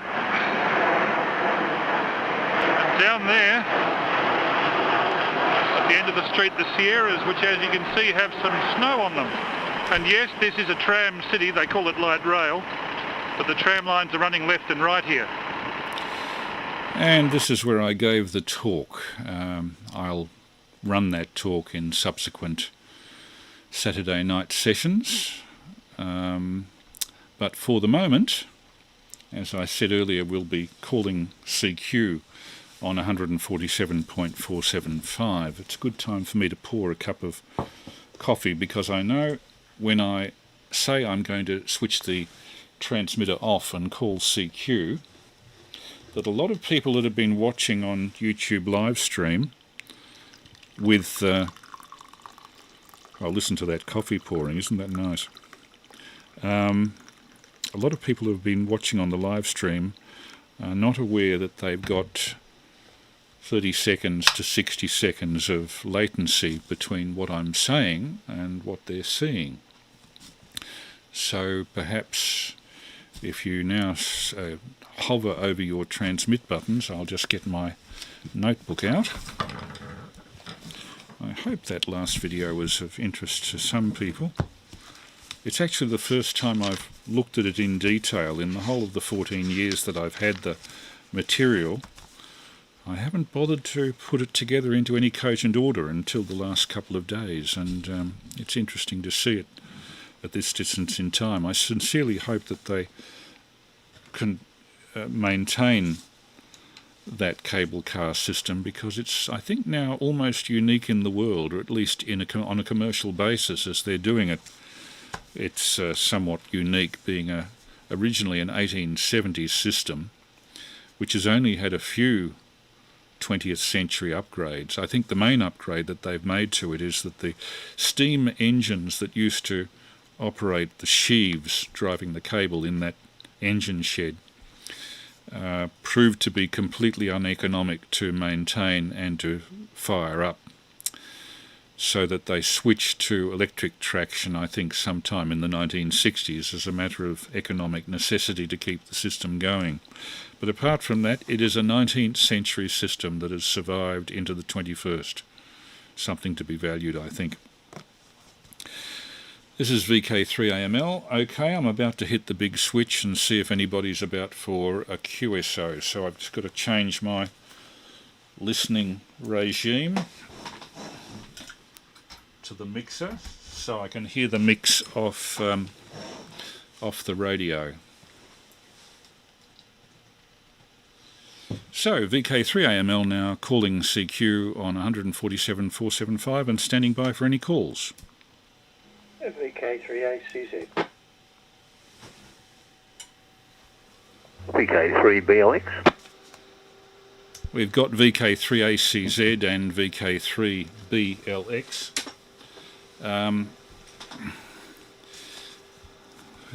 Nice to hear you back again this week, Peter. And likewise, I think it's Dave. Is it Dave? I'm not quite sure. VK3BLX. I'll take Peter first, with a pause if anybody else would like to break in. I think Dave, VK3CG, said he wouldn't be on tonight, but hopefully we'll be back on when we reconvene on the 1st of January, if we're all not nursing hangovers in the interim. VK3ACZ and group, how have you been? VK3AML. Yeah, VK3AML in the group, VK3ACZ, and BLX, I think the name John, correct me if I'm wrong. Yeah, good evening, Chris. I was missing in action last week. I went down to Antenna Palooza down at Druin there, or at least I went for the evening session, which was a get-together around the campfire and talked a lot of stuff to do with amateur radio. But anyway, on to the business at hand tonight, your broadcast. Well, it started off nicely. Berkeley is a place that I think of for the gaslight recording I got from the old Princess Bridge station, if you remember the gaslight record store where they used to sell all the bootlegs, and it was Jimmy Plays Berkeley. And so even as a young kid, I still had some sort of interest in whatever Berkeley was. I had no way of knowing at the time in those pre-internet days, and being only about to become a teenager. But anyway, yes, I was over in San Francisco in 2004, and so memories kept flooding back, even though I did no BART travelling at all and no trolley rides. But I never ceased to be amazed at people writing on the skirting boards, how that would be tolerated over there when, if you tried that on one of our W2 trams, the conductor would have strong words with you about it all. Buses that used to travel with those overhead booms connected to the wiring system, I saw all that on your broadcast. You said that the people were mostly very friendly there in San Francisco, and indeed they are, just not so much at night time. The crazies seem to come out at night, and I remember fondly the Haight district, and I had this expected Sodom and Gomorrah type of impression of flower power gone crazy and hippie druggies and totally out of control debauchery and all that. Nothing like that at all. My impressions didn't match what I observed. But, oh boy, you covered it all brilliantly with the video that you took. Loved being on BART. Loved riding on the cable cars, especially looking down there at the, what's he called, the brakeman's handles, and just superb stuff as always. And sorry you won't be on next week. And of course, yeah, we're awfully close to the Christmas crazy time, aren't we? Enough for the very first over. So glad you shared all that with us as usual. And hand it back to you, Chris. VK3AML in the group, VK3ACZ. Just left a pause for any breakers there. VK3ACZ and group VK3AML. I'll be very interested to hear how Antennapalooza went. I know that VK3QB from Gippsland, one of the Rasa mob, did a very good talk that 3FTOM Tom, young Tom, videoed and put on YouTube, which I saw. And that talk was on contesting, I think, which is not one of my personal interests, but it was interesting to hear somebody who was into it explaining why and how he was into it and what exactly they do. I've been involved with a couple of contests just as a trial. One was Oceania contest, I think. No, it was a Trans-Tasman contest on 160 metres. And I managed to speak to 3 or 4 ZL operators using AM, 60 watts of AM from my old QDH at Surrey Hills, but the trouble is they wanted to give me numbers and then move on. They didn't want to talk. And I find that slightly annoying. Frustrating, I suppose, would be the best description, because you would like to get to know a little bit about the people that you're talking to, rather than just exchanging numbers. So I hear that some contests are rather better than that. Anyway, with that, I'll hand it over to 3BLX. Was it John or was it Dave? I always get confused. I'm so sorry. VK3BLX, VK3AML.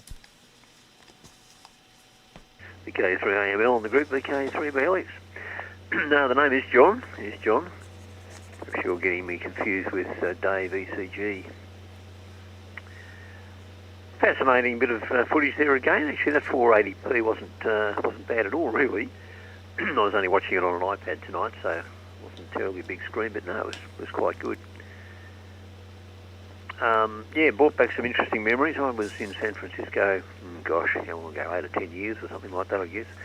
And 8 or 10 years ago, and yeah, fascinating. Riding on the cable cars, that was obviously the touristy thing to do, but the mechanism and the way they were operated, yeah, it was fascinating. And the banter from the grip guy,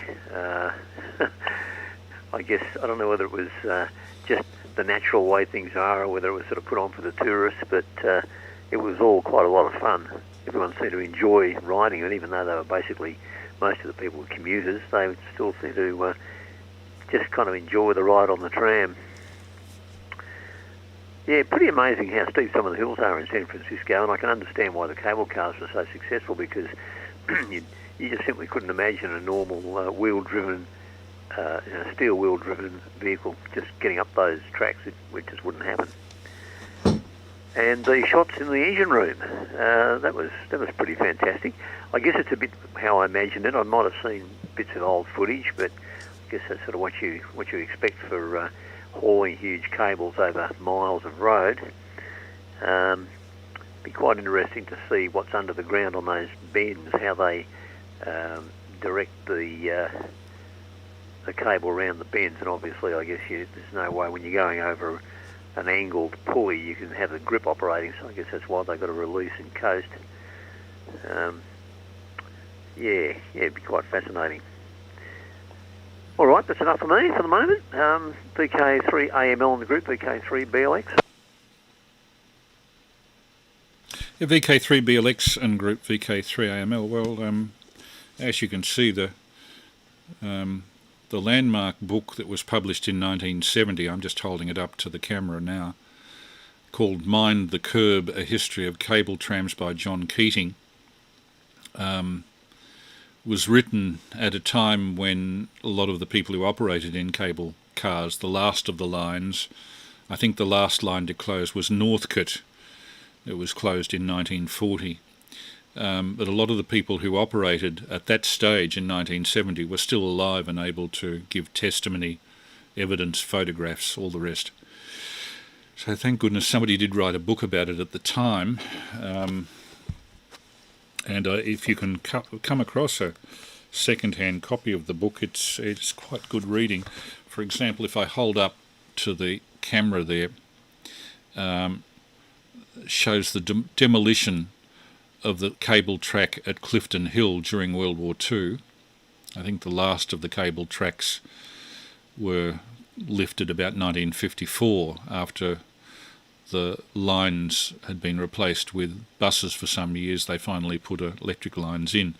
But underneath the road there were all of these arches over the cable ducts, and they were a devil's own job to get out. You can see somebody's using a jackhammer there to try and get rid of the I-beam arches that were either side of the ducts, with a slot on top to allow the grip to go through.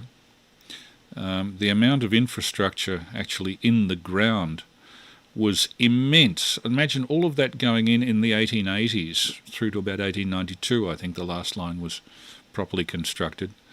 And you can't tell me that they've got all of it up. There must be quite a bit of that still buried under the likes of Nicholson Street and Gertrude Street and a lot of the city streets. In fact, Peter Wolfenden, 3RV, was the city traffic engineer back in the 1970s for the Melbourne City Council, and apparently when backhoes used to dig up anywhere in Melbourne City, it was like Swiss cheese underground. You'd never know what you'd find in the way of DC cables from the turn of the last century and drainage, and frequently the underground plans had been lost. So I think we'll live to see other bits of the cable system emerging from underground. I was told actually by the former archivist of the Salvation Army here in Melbourne,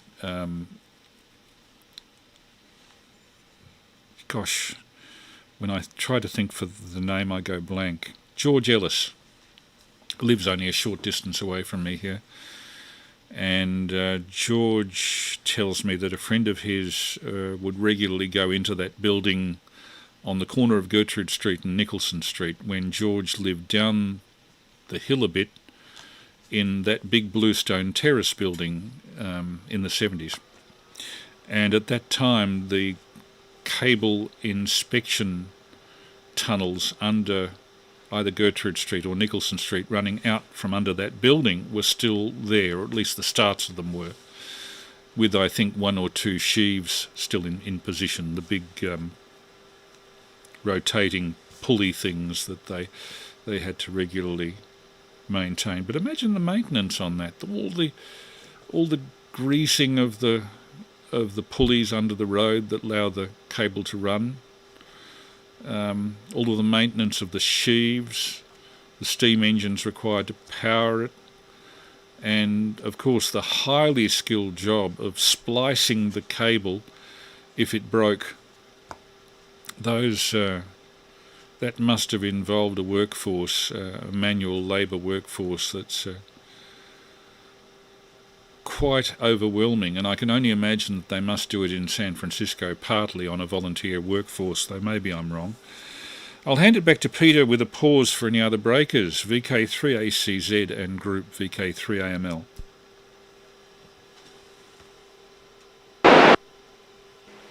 Yeah, nothing heard. VK3AML and group VK3ACZ. And John, your signal is very good at my QTH at Baronia 2. You're about 50 overnight. Good stuff. More thoughts about San Francisco? Yeah, well, I spent a week there one day. Hi. It was how I left the place was a little bit sad because I was intending to catch the Coast Starlight, which originates in Seattle and goes down to LA, and it was 8 to 9 hours late, and I ended up on a train that went to Bakersfield further inland, and I'm always sorry I didn't do the coast trip between San Fran and Los Angeles, and Thinking back, I don't know why, another 8 or 9 hours in San Francisco wouldn't have been too much of an ordeal. And I think your video showed that pretty much. It's a nice looking place to be around, and I like you capturing that 1925 building with the connections to the jazz group too. What else can I say about San Fran? Only that I really liked it, and I'm still kicking myself for not having ridden on BART. And well, you fulfilled that for me in a way, because I got to see what the view out the window was like and what the rolling stock was like. Assuming that it's still the same today, I don't know. One thing I do remember at the time was being utterly amazed. I wasn't prepared when I went to San Francisco. I knew that they had those trolley cars, but when I saw them do that hydraulically operated turntable or turnaround pushing it, I thought that was something unusual. And watching the thing actually take off with the brakeman walking alongside it and then finally deciding to jump on board to put the brake on, that was extra special as well. And wouldn't I know it, you captured that as well. Anyway, I'll come up with some of the comments about what I saw in your videos in subsequent overs, I hope. But just quickly, almost as an aside, the Antennapalooza, unfortunately I couldn't get down there for the lectures. They did say that they were having an evening session, and I thought, oh, no worries, I'll get down there for that, because the evening session happened to be a rant by the campfire. Still a lot of fun, but did not actually present for the physical lectures. Still found out a lot of very good stuff by applying the stomach pump of learning to the people that were there that know a whole lot more about amateur radio than I do. And just quickly, this almost as an aside, but you might be interested as a video person, I've been speaking every so often to a Sri Lankan fellow on a container ship called the Nordamelia, and I first struck him on 20 metres when he'd just come out of the Panama Canal. But anyway, 2 nights ago I spoke to him halfway between Melbourne and ZL, where he was headed, and he alerted me to the fact that he has a YouTube channel, and which included arriving by his ship to Melbourne in, what do you call it, where they speed at all. But anyway, it was a 4-minute video of shooting up the bay, up the Yarra River, and finally landing at, I think it was Appleton Dock. And I don't know whether you'd be interested in that, but it's 4 Sierra 7 Juliet Lima, Jaila, and that video, as I said, it's only 4 minutes, but thoroughly liked the coming up the bay bit. It's the sort of thing that might appeal to you, being one who likes to take, record, and keep for prosperity videos. There, Chris. Back to you, VK3AMN in the group. Try again. VK3AML in the group. VK3ACZ. My name hasn't changed to Jim yet. Thanks, Peter. The Nordmelia, Nordmelia. I'm not quite sure. But it sounds like something I'd like to have a look at. I have done occasional trips up the bay during daylight in the old Tasmanian ferry, the Empress of Australia and the Princess of Tasmania, way back. These days the ferry mostly goes down the bay at night, or at least in the periods that I go down it's at night, because mostly my wife and I go to Hobart and Tasmania during winter to make use of the off-peak rates. Anybody who calls us mean and cheap is probably not right, not wrong, I should say. But from memory, particularly coming up the bay early in the morning, returning on the Tas ferry in summer, which I did years ago, you'd pass places like South Channel Pile Light and the Pope's Eye, and if you had a camera with a telephoto lens, you could see seals basking on the light, using it as a launch platform or as a haul-out. Not to mention birds of various types, cormorants, seagulls, of course, Pacific gulls, the larger ones. So it can be a very interesting trip up the bay, particularly the first part coming through the heads, and then you have to sort of, as I understand it with the shipping lanes, you have to do a sharp right turn into the main Melbourne shipping lane and aim for the Macrae light, and then when you get fairly close inshore off Macrae, off Arthur's Seat, it does a 90-degree left turn and then goes straight across the bay towards the mouth of the Yarra. And I presume that's what that video would show. I must talk to you further about Gaslight Records, which I think was in the underpass that goes to De Grave Street years ago, or am I getting it confused with another place? I have an idea that goes back to the 1970s though, Peter, about the same time that Thomas's Records was in Burke Street at the top end, long gone. I think it's long gone. And Disc Curio was up near Hardware Street somewhere in the middle of town.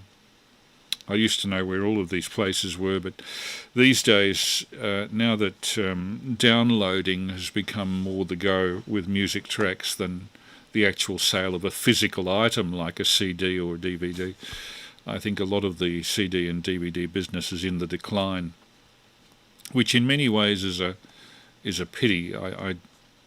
There's something about the distribution of film via internet, and I know it's done,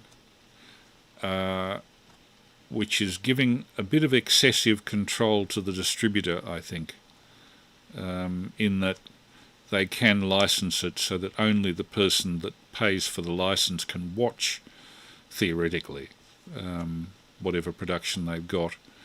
And after a certain number of playbacks, if they follow the commercial example with cinema, it will be impossible to play a given file. They'll have a lockout of some kind.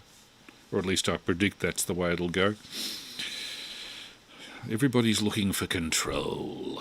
Control and money. Anything for money. VK3BLX and the group VK3AML. VK3AML and the group VK3BLX. I missed just a few words of that last comment because I left the room for a minute. I think you were talking about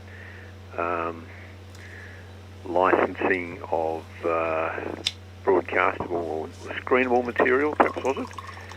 I have seen the projection room of the cinema in Ballarat. They had an open house day and they had that open and were conducting people through. And the guy who was showing us through was showing us these racks of equipment. Each projection booth had a rack with all the electronic stuff for the digital projection. They weren't actually projecting film much at all. I'm not even sure whether they still had a 35mm projector there or 70mm or whatever. They may still have one, but it was all chiefly gone electronic. And the licensing of the films was very tightly controlled. There were, security keys for each file that was, representing a movie, and I'm sure that there were automatic record keeping for how many times it was screened, and they, had to pay their pay the distributor on the basis of how many times it was filmed, it was aired, and that sort of thing. So there was no sneaking a free screening or anything like that, from what I could see. All pretty tightly controlled.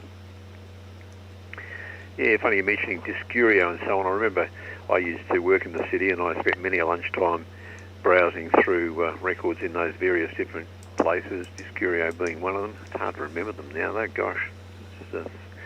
They've disappeared in the mist of time. But I reckon that place that you showed in Berkeley, I'd be very surprised if that's gone anywhere. That just seems to me the kind of place that would be the last one to go, because it looked like it would have been a repository for all things vinyl, and you can imagine there's a sufficient following of it to maintain a better one, and that looked like an absolute cracker. Although it wasn't solely vinyl, I think it looked like they had probably had CDs, and I don't know whether it had video stuff there at all, but it looked like a hell of a collection. What else do we have? Oh, yeah, on the the cable cars, I wonder actually how they did do the maintenance of the kind of running gear under the track. I presume there's a massive number of pulleys that the cable ran over. I assume that they'd have to run on pulleys, couldn't just be dragged over surfaces. So keeping those maintained, my goodness, that in itself you'd think would be a pretty amazing continuous job. It'd be a bit like painting the Sydney Harbour Bridge, wouldn't it? You'd have a job for life doing that. Okay, that'll do for the minute. VK3AML in the group, VK3BLX. VK3BLX and group VK3AML. Yeah, I think the very much like anything to do with steam, the level of man hours required to keep the system going, burning wood or whatever they did as a fuel, maintaining the steam boiler in a safe condition to withstand pressure, cleaning out all of the fire grates and the flues and all that sort of thing. It must have been just continuous low-paid work for a lot of manual labour. My mother, it was also a system, the cable car system was a system that lent itself to various practical jokes. My mother saw a number of practical jokes in the 1920s done with the cable ducts in the road. Her father was one of the workers, a general roustabout and maintenance man for a department store long gone, closed in 1936, called Bustle Robson's, on the site of what became Foy and Gibson's, corner of Swanston and Burke. And my mother used to tell the story, she was born in 1912 incidentally, of watching kids who wanted to create a bit of a noise, a ruckus. They'd get a tin can and they'd put a piece of coat hanger wire on the tin can with a hook on it, and they'd go out in the middle of the road when the horses weren't too many, when the traffic was low, and dangle the wire into the cable duct to catch the cable, and then watch the can go clang, clang, clang, clang up the road until the first intersection, when generally the piece of coat hanger wire would be chopped off by whatever mechanism there was under the road. She also told me a story, this must have happened about 1920, when she was about 8. The roads either side of each of the cable tram tracks were generally paved with wood blocks for some strange reason. I've never had the reason explained to me. Wood blocks, pine wood blocks, about 4 by 4 inches, and cut with the end grain pointing up towards the road surface. And consequently, if you wanted to, you could nail something to the wood blocks in the middle of the road. And there was a guy at Bustle Robson's who apparently was a bit of a practical joker, and usually during Royal Melbourne Show Week, when the country hicks were down from the bush, he'd get a very good-looking wallet, usually with some fault, been thrown away for some reason, perhaps a reject from the shop stock. He'd fill it with newspaper cut out to the same shape and size as £5 notes in big wads, stick it inside the wallet so that only the edge of the white edge of the paper was showing, and then cleverly internally inside the wallet he would nail the wallet to the road and zip it shut, and then watch all the country hicks trying to pick up this wallet off the road, while T-model Fords and horses, frequently including horse excrement around the wallet, these country hicks would try to pick this up and would open it up only to find the newspapers or whatever that they'd cut up inside, and go completely, very angry, while half the staff of Bustle Robson's was watching and laughing through the windows of the department store.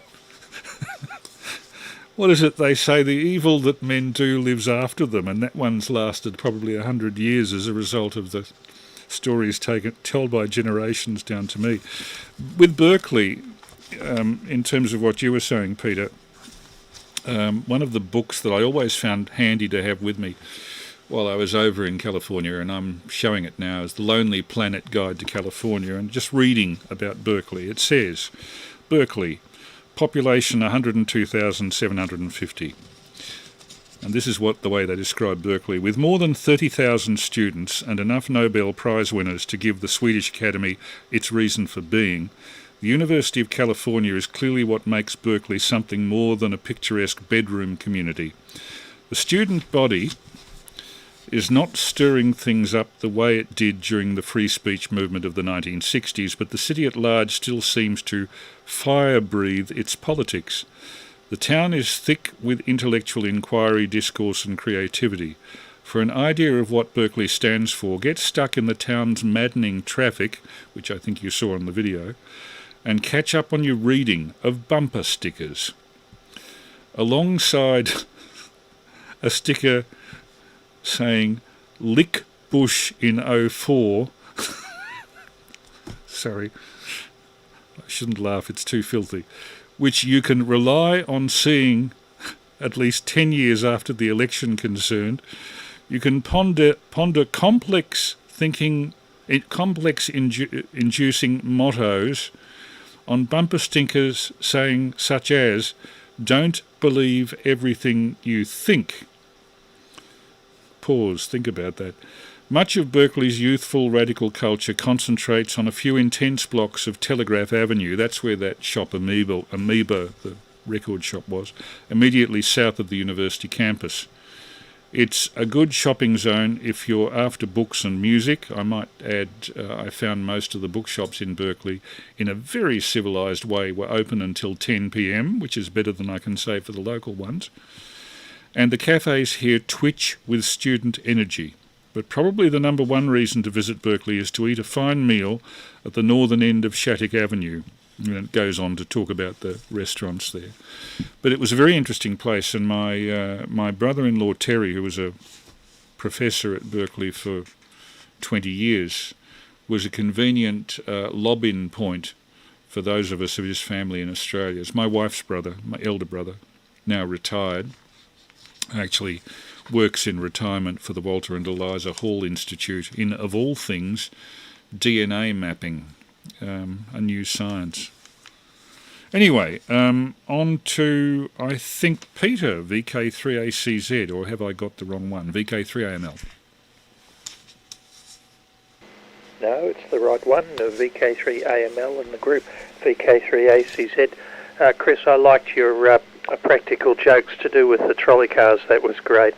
And before the broadcast, when you briefly mentioned to me that it was going to be about trolley cars, I was thinking it would be Melbourne stuff, but don't worry, this was even better. But I still reflected on what I remember my grandmother telling me about the Melbourne cable car system. She said that it was just wonderful. She loved riding on it because they didn't go too fast or too slow, whatever that meant, and she said it was a lovely smooth ride. I just remember that. I wish I could have put the stomach pump on her harder to find out more.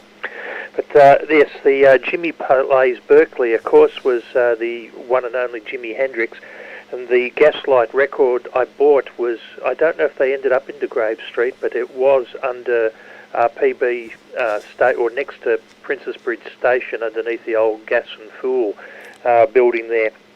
Never could see why it got so much criticism. I certainly just remember it being built in around, what was it, 65, 66, and I certainly remember it coming down in, well, might have been around 1990. Correct me, I'm not in with the exact details, but I can see it all happening. And now, what was the next thing?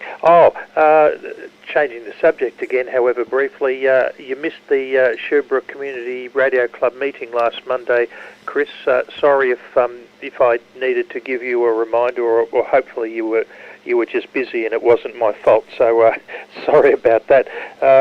You might have appreciated something we watched, and the main reason I'm mentioning it is Greg 3KWX put on a video. Walter, I'm not sure how you pronounce it, Brattain? Yeah, one of the three great inventors, well, you know who they are. You probably also have the video. It was a 1959 lecture he gave about the transistor and the internal workings of which. Bit of quantum theory there. Yes, as I said, you probably already know it, so hopefully you didn't miss too much. And otherwise, I'll put it back to you. With a comment about how the bands have been playing on HF in the last week or two in the next over. VK3AML in the group, VK3ACZ. No breakers. VK3ACZ in the group, VK3AML. Bardeen, Brattain and Shockley, I think, officially were the inventors of the transistor, 1948 or thereabouts. And Brattain, I think, was the good guy in the group. I think it was Shockley was in favour of the same thing the Nazis were in favour on, which was what do they call the science of seeing one race as superior to another? It has a name, again, escapes me. I've had a long day. To give you some idea of how skin of the teeth tonight's transmission was, at about 2 o'clock this afternoon, I was at an absolutely delightful celebration for my old friend from the Salvation Army, George Ellis, and his wife Joy. George is 87 going on 88 and was celebrating today. We felt very privileged to be invited along, and a lot of people were there. His 65th wedding anniversary. He was married in 1956. They were both very young when they married.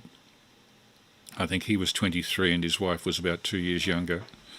Work out now, at this distance in time. And his matron of honour and best man were still alive. And his best man, this is sort of wheels within wheels, was the leader of the youth group that I attended at Camberwell Baptist Church in 1964.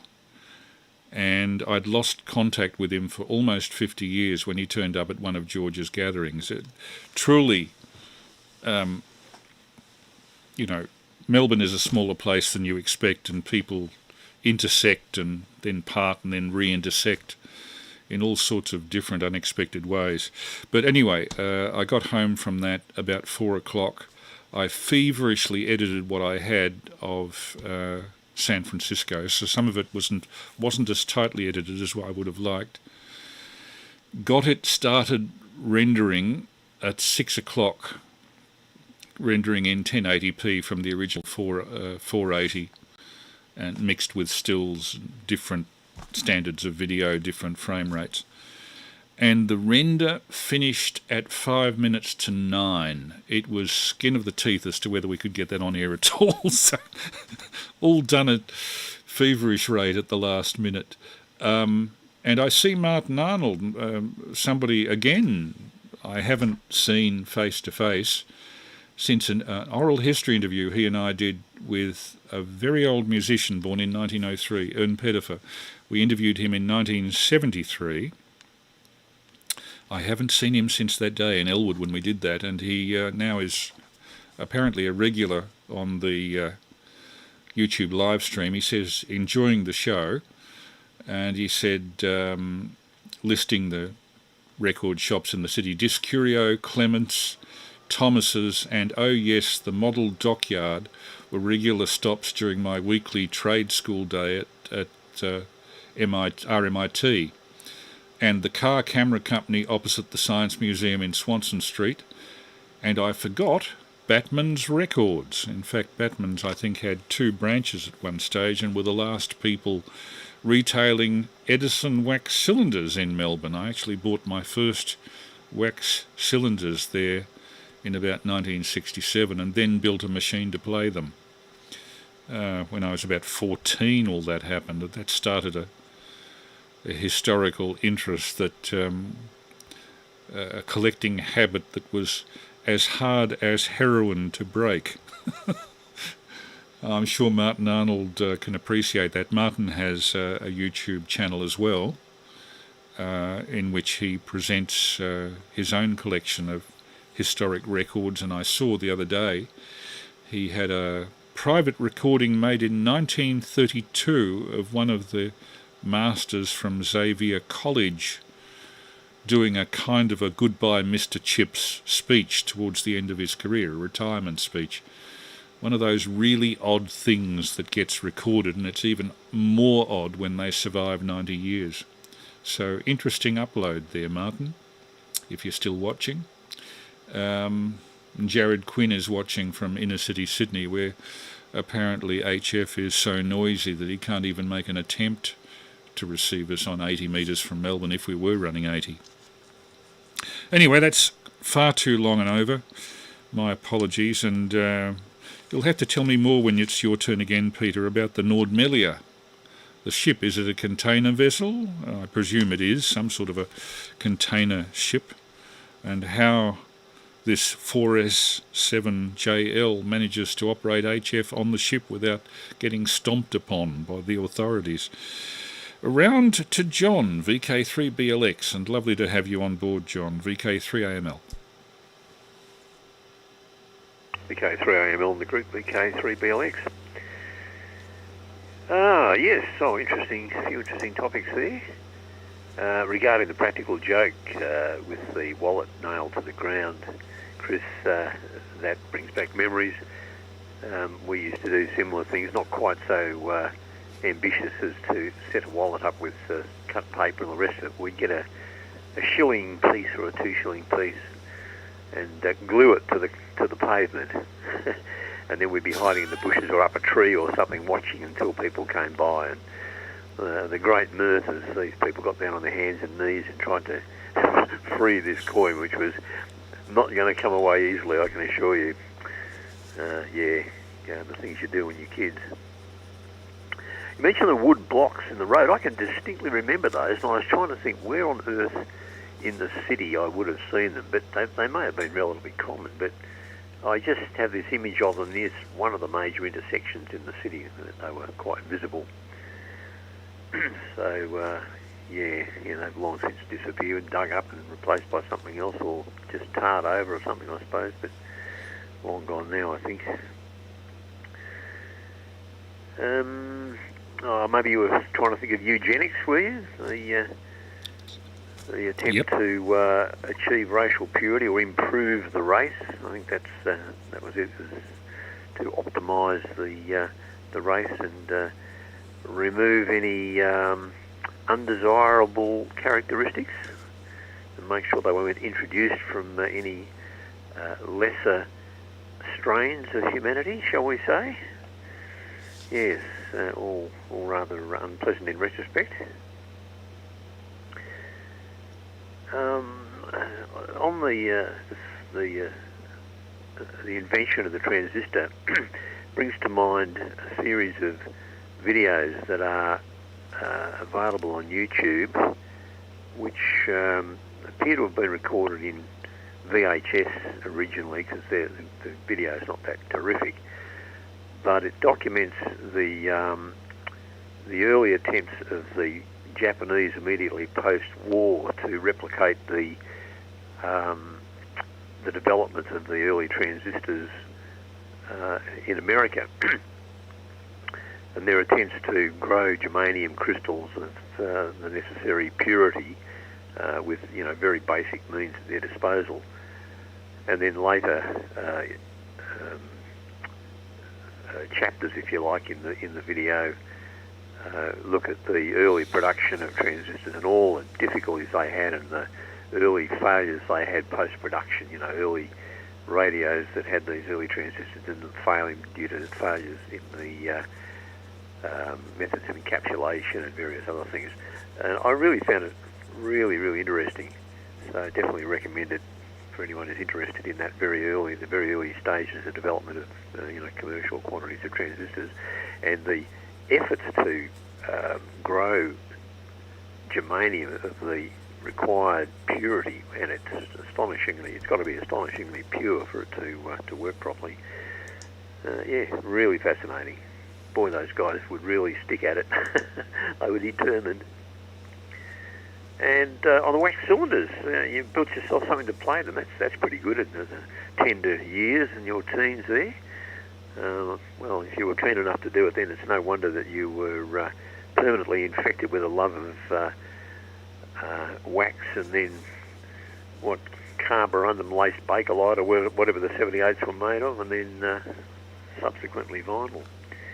I noticed in the background of one of the photos, can I even see it now? You had a great rack of looked like 78s lined up in the background. It might have been another photograph I saw.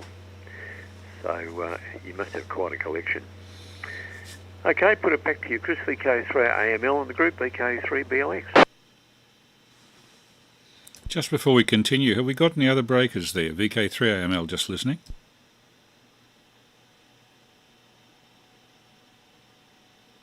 I can't tempt anybody to speak. I sometimes wonder if it's because people know that the stream is recording them, that they're reluctant to speak. And some people come on after the general ruck of conversation is on the decline or towards the end, perhaps because the number of people and the turnover of overs is not as fast as it should be.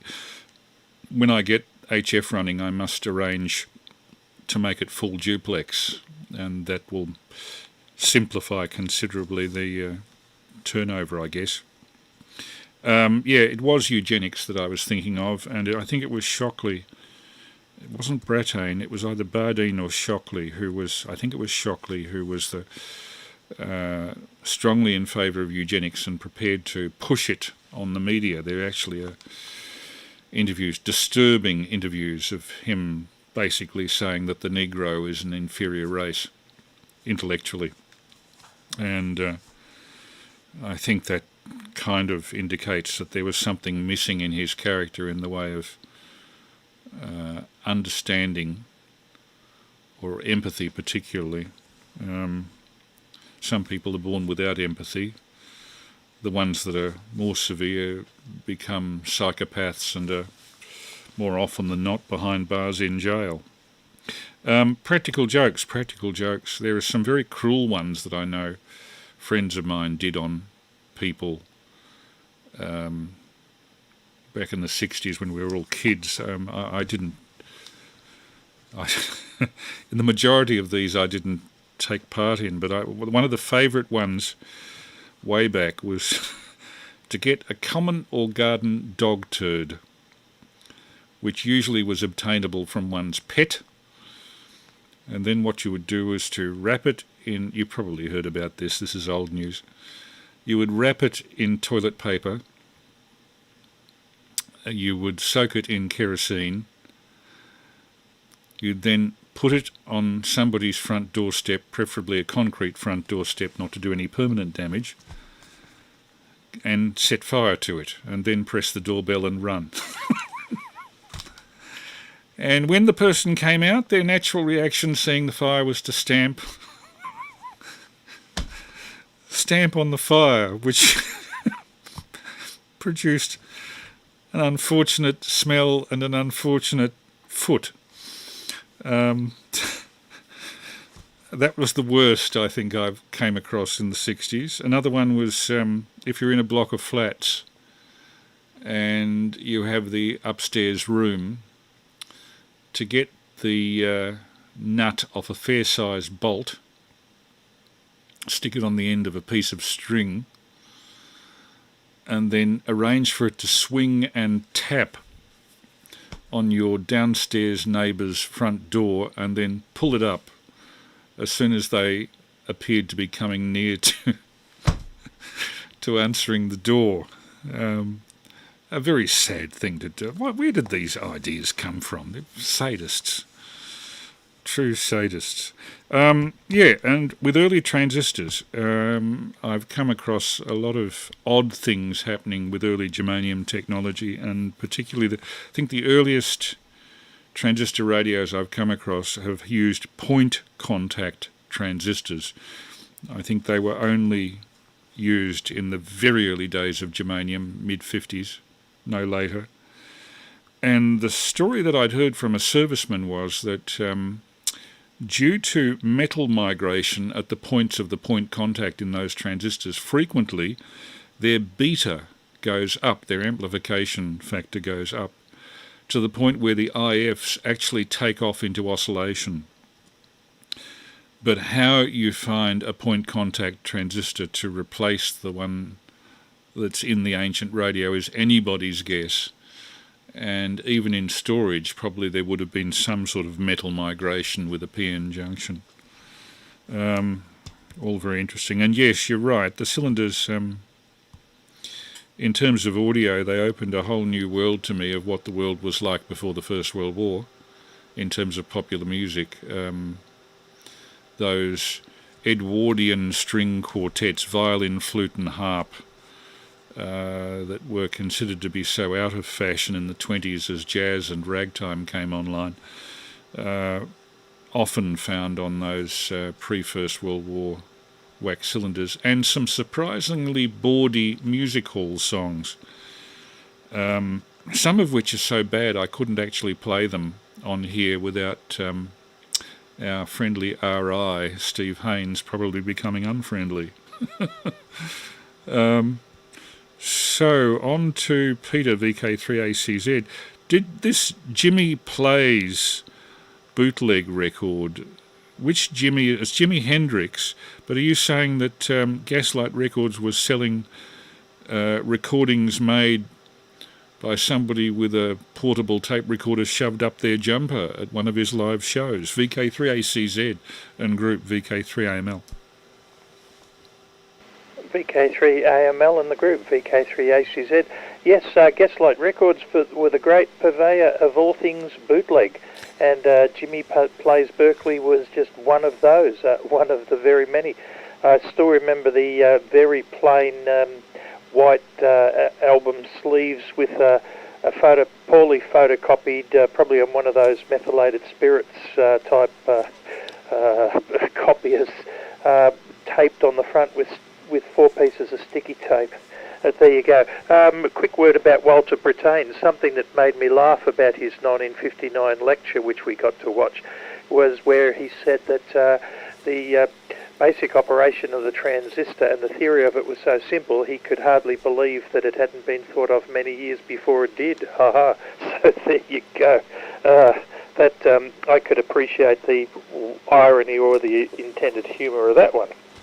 But just a quick mention of, oh yes, the Nordamelia is a container ship. He did tell me how many containers and all that, but I did a quick Google and looked up there were a few pictures of it. It doesn't look like a huge container ship, and actually surprises me how long it takes to cross the Pacific, because I think it was something like 2 weeks before that I spoke to him just leaving Panama, and 2 weeks later he was still a couple of thousand nautical miles east of New Caledonia at that point. But anyway, he's I can't remember the name he's got for his YouTube channel, but he does have one, and as I said, it was very amusing to watch him coming up the bay in that time-lapse stuff.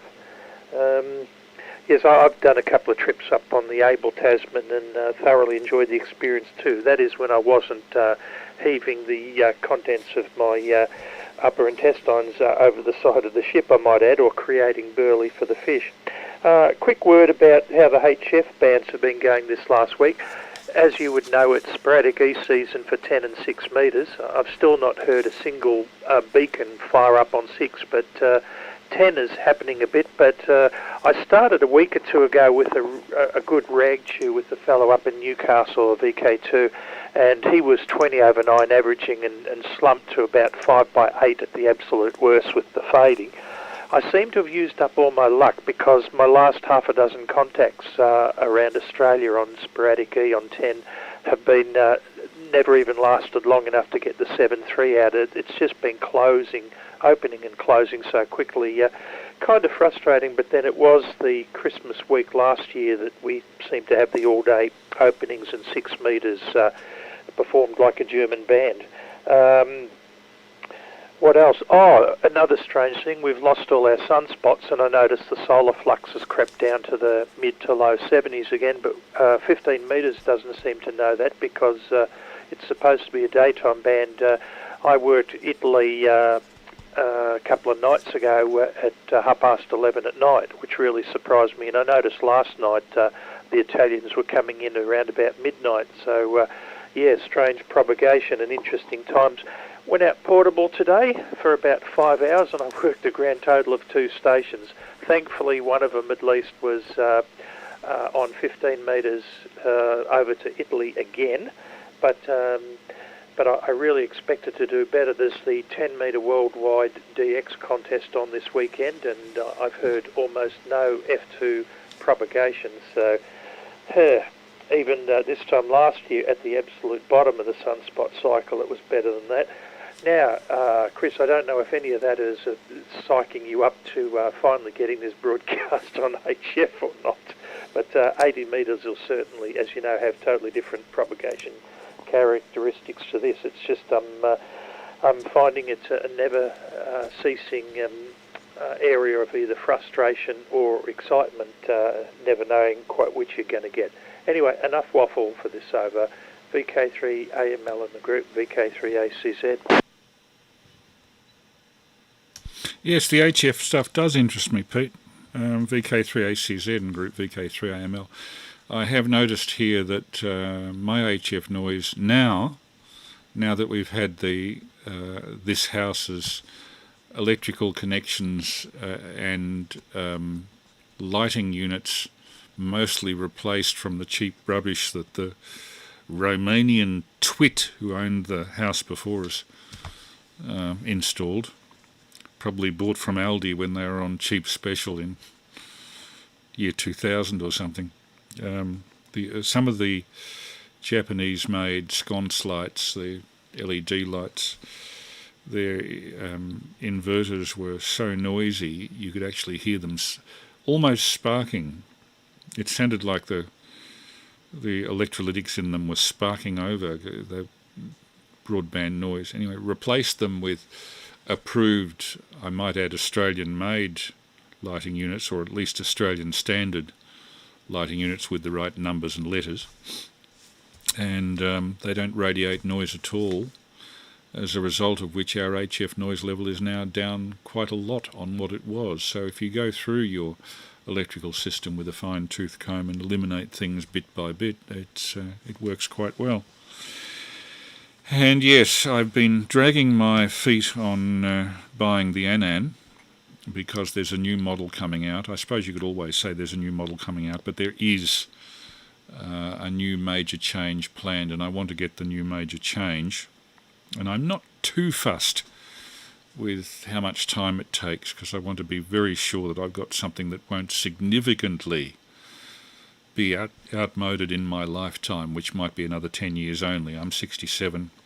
I suppose I can expect on odds to live to 77 these days, but beyond that, who knows?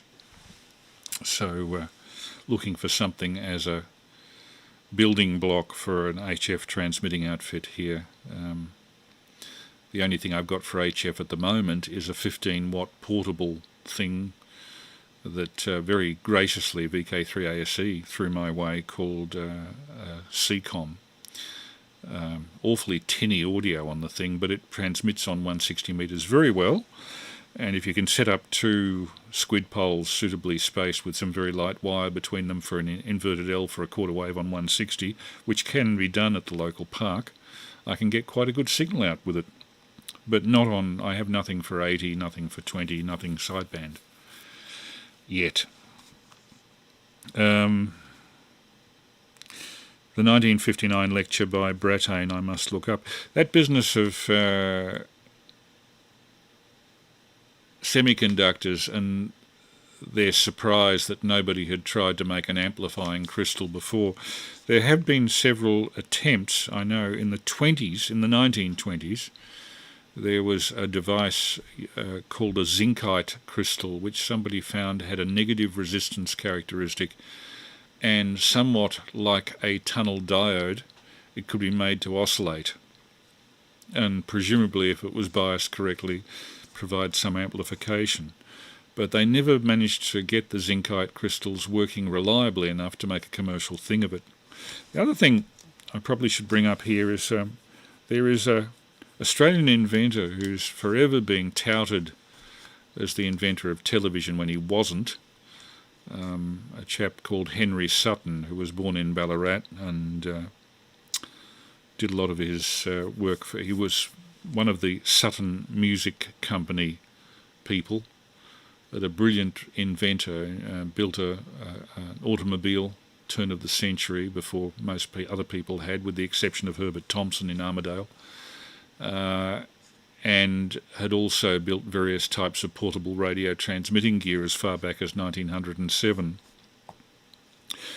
To my mind, the most significant contribution he ever made to the electrical art is something that the average person doesn't know anything about and hasn't found the reference for. Now, the references, I came across them in a 1910 or 1911 copy of either the Model Engineer or the Electrician magazine. I was going through it in one of the libraries with a good collection of historical technical publications, and came across a series of articles by Henry Sutton on the rectification properties for wireless signal detection of different dissimilar metals and semiconductors. Basically, one of the first series of papers on semiconductor technology, admittedly diode only,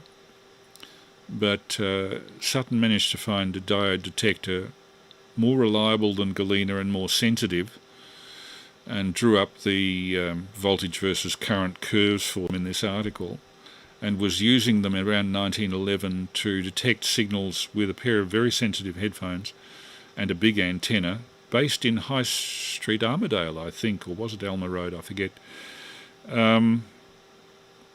through which he could receive the spark signals from ships as far away as the middle of the Indian Ocean, some 2,000 or 3,000 miles away.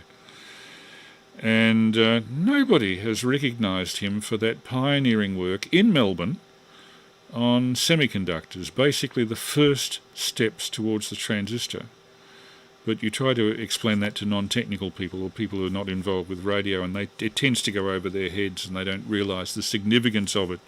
But people have been given Nobel Prizes for less than that.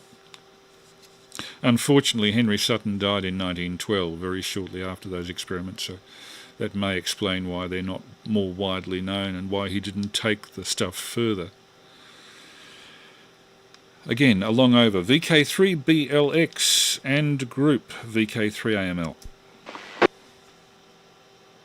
VK3AML and the group VK3BLX. Well, that's a rather fascinating bit of radio history coming out of Melbourne. I had not heard of the gentleman. Yeah, Peter, your comments on the HF propagation. Interesting that the sunspots have all gone again. When I have the opportunity, I like to listen to Clint's broadcast as VK3KH on Friday nights, when he gives the the Astronomical Society of Victoria's official station there, and we get some interesting astronomical and space news, including a broadcast or a rebroadcast of the solar weather girl, who you probably know gives quite a rundown on the state of the sun for the week. And I didn't see it this week, and I probably would have heard about the state of the sunspots had I, but family activities took up the evening, so that put paid to that. But that's interesting that there's been quite a dramatic change, because I was listening a week or two ago, after you'd mentioned that things were pretty lively, Peter, and I did hear quite a lot. I worked a couple of, I think I worked in Italian and something else just for the fun of it, just to see if I could. Tended to be up and down a bit, but when they were good and strong, I was able to get through. Since I'm only using a G5RV, not very high off the ground and 100 watts, they've got to be pretty solid before I even bother trying. Interference. My brother-in-law over in Adelaide had a problem with his TV basically going dead every night at about 7:30. Can't remember whether it was one channel or more than one channel. It may have been more than one network was affected. He had technicians come from Channel 7 to have a look at his setup, and they couldn't pin down what it was. And eventually, someone from the ACMA came along and with some decent sort of radio detection gear and pinned it down to a neighbour's house, and it all turned out to be one single light bulb, which it was in a room and they turned it on every night at about 7:30 and turned it off when they went to bed, I guess. I don't know whether it was a CFL or an LED, but that one bulb had caused, quite dramatic disruption to their TV viewing. So, yeah, there's some rubbish around, that's for sure. Chris, you were saying before you weren't quite sure how that ham on the container ship was able to operate. What would be the problem with a licensed ham using the radios on the ship to have ham contacts, assuming the captain was okay with it? Is there any other reason that wouldn't be acceptable? VK3AML, the group VK3BLX. I thought I heard another carrier keying up there. Does somebody want to join us, VK3AML?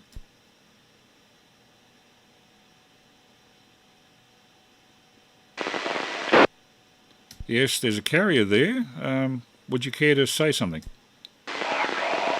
Oh, we've got one of those. Hang on, I'll put the squelch up so we can't get him. There we go. Easily dealt with technically. Yeah, the light bulbs here, I've found certain brands of light bulbs give you broad spectrum noise, and others concentrate their information on particular bands, and for some strange reason a lot of the LEDs of the type that we had trouble with concentrated their output on 20 metres, which was rather unfortunate for DX because that's one of the best bands for that.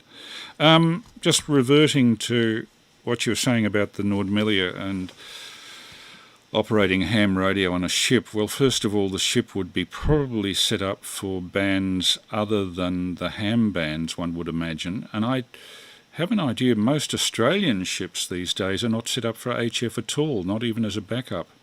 I remember asking about that with the Bass Strait ferry at one stage. At one stage there was, back in the 70s, early 70s, when I was in my late teens, I knew down at Point Lonsdale the radio operator from, I think it was the Princess of Tasmania at that stage, a chap named Dickie Moore. I can't remember the call sign, it's a long time ago.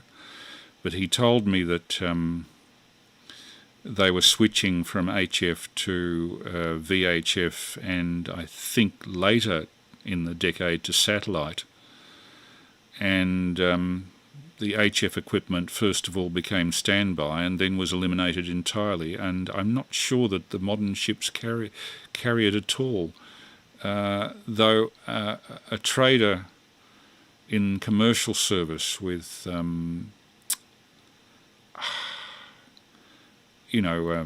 container vessel probably would be going into sufficient international waters that they would have to have long distance stuff, and I would imagine HF there would be back up for satellite areas not covered by satellite. There are parts of the world where satellite coverage just is non-existent.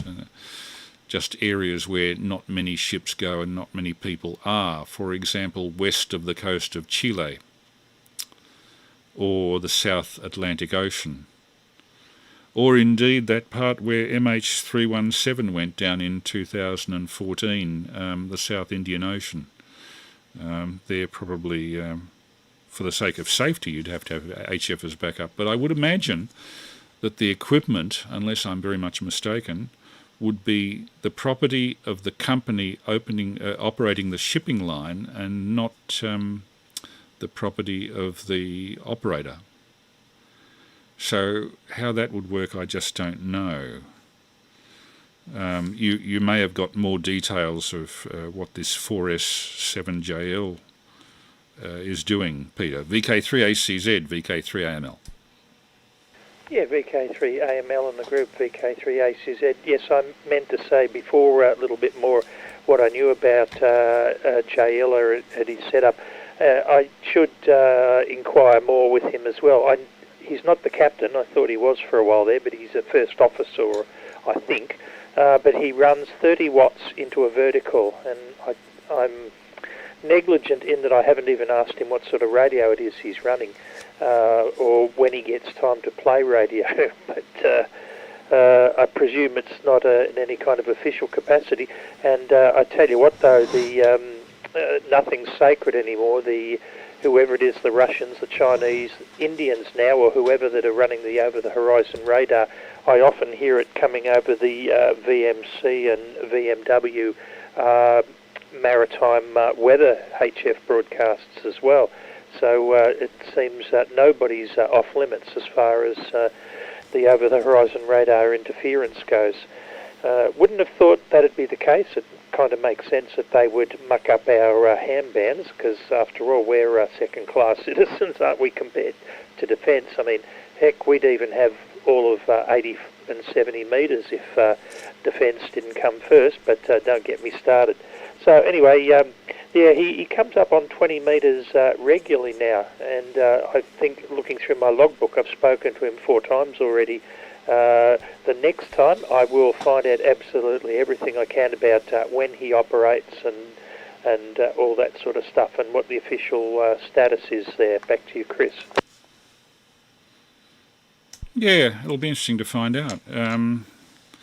I know, well, it's not a similar situation, but Peter 3YE had a squid pole and his little setup there, and on one occasion he was cheeky enough to try transmitting HF from the top deck of the Able Tasman, or whatever the ship is that's doing that route now. Spirit of Tasmania 2 or 3 or whatever it is. And the pursers and the ship's officers pounced on him and impounded the radio, and suggested that going back via their shipping service may not be the best way to get back from Tasmania. So they took a very dim view, and under those circumstances, that's one of the things that stimulated that question. People, I suppose, with Peter's case, it was much closer to the 911, and if the person concerned has equipment on a frequency and using antennas that the ship knows nothing about, I suppose they could suspect that he was saying something like, "Fly the plane into the ship," or something like that. But no, Peter was just calling CQ, I think, with an iambic key stuck in the side of the FT817. Poor bloke. I wouldn't like to be in that position, but I suppose I probably wouldn't have been cheeky enough to try it in the first place.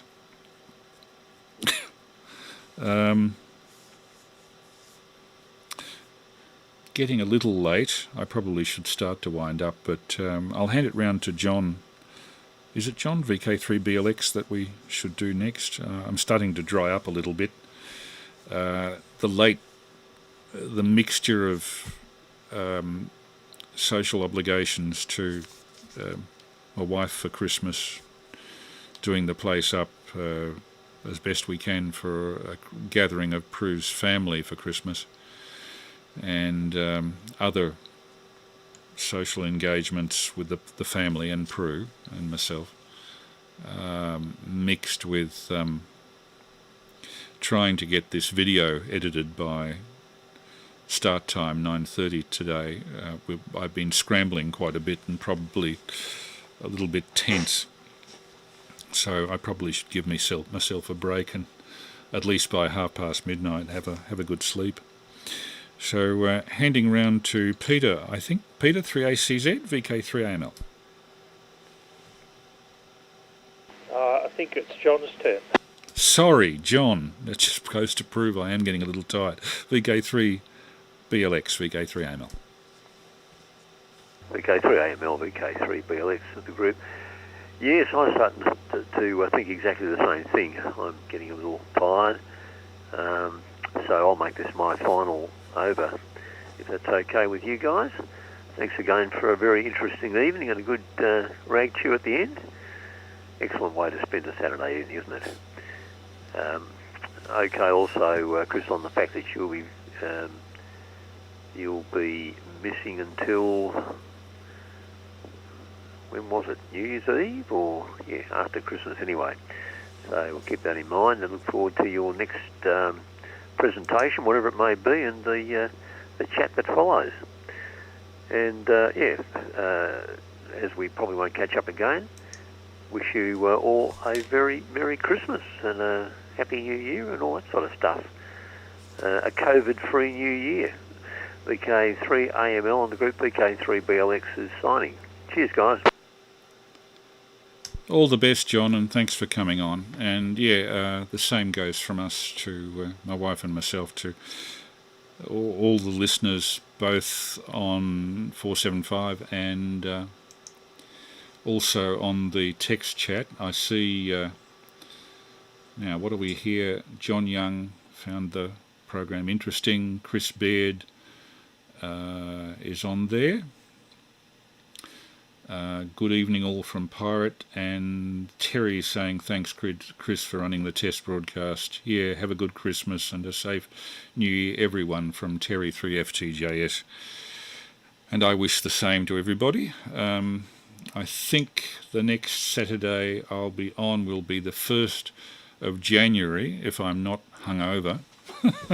So this is the last transmission for of this sort of material for 2021. And I'll leave it to Peter to tie the ribbons. VK3ACZ and group VK3 Alpha Mike Lima. VK3AML in the diminishing group, VK3ACZ.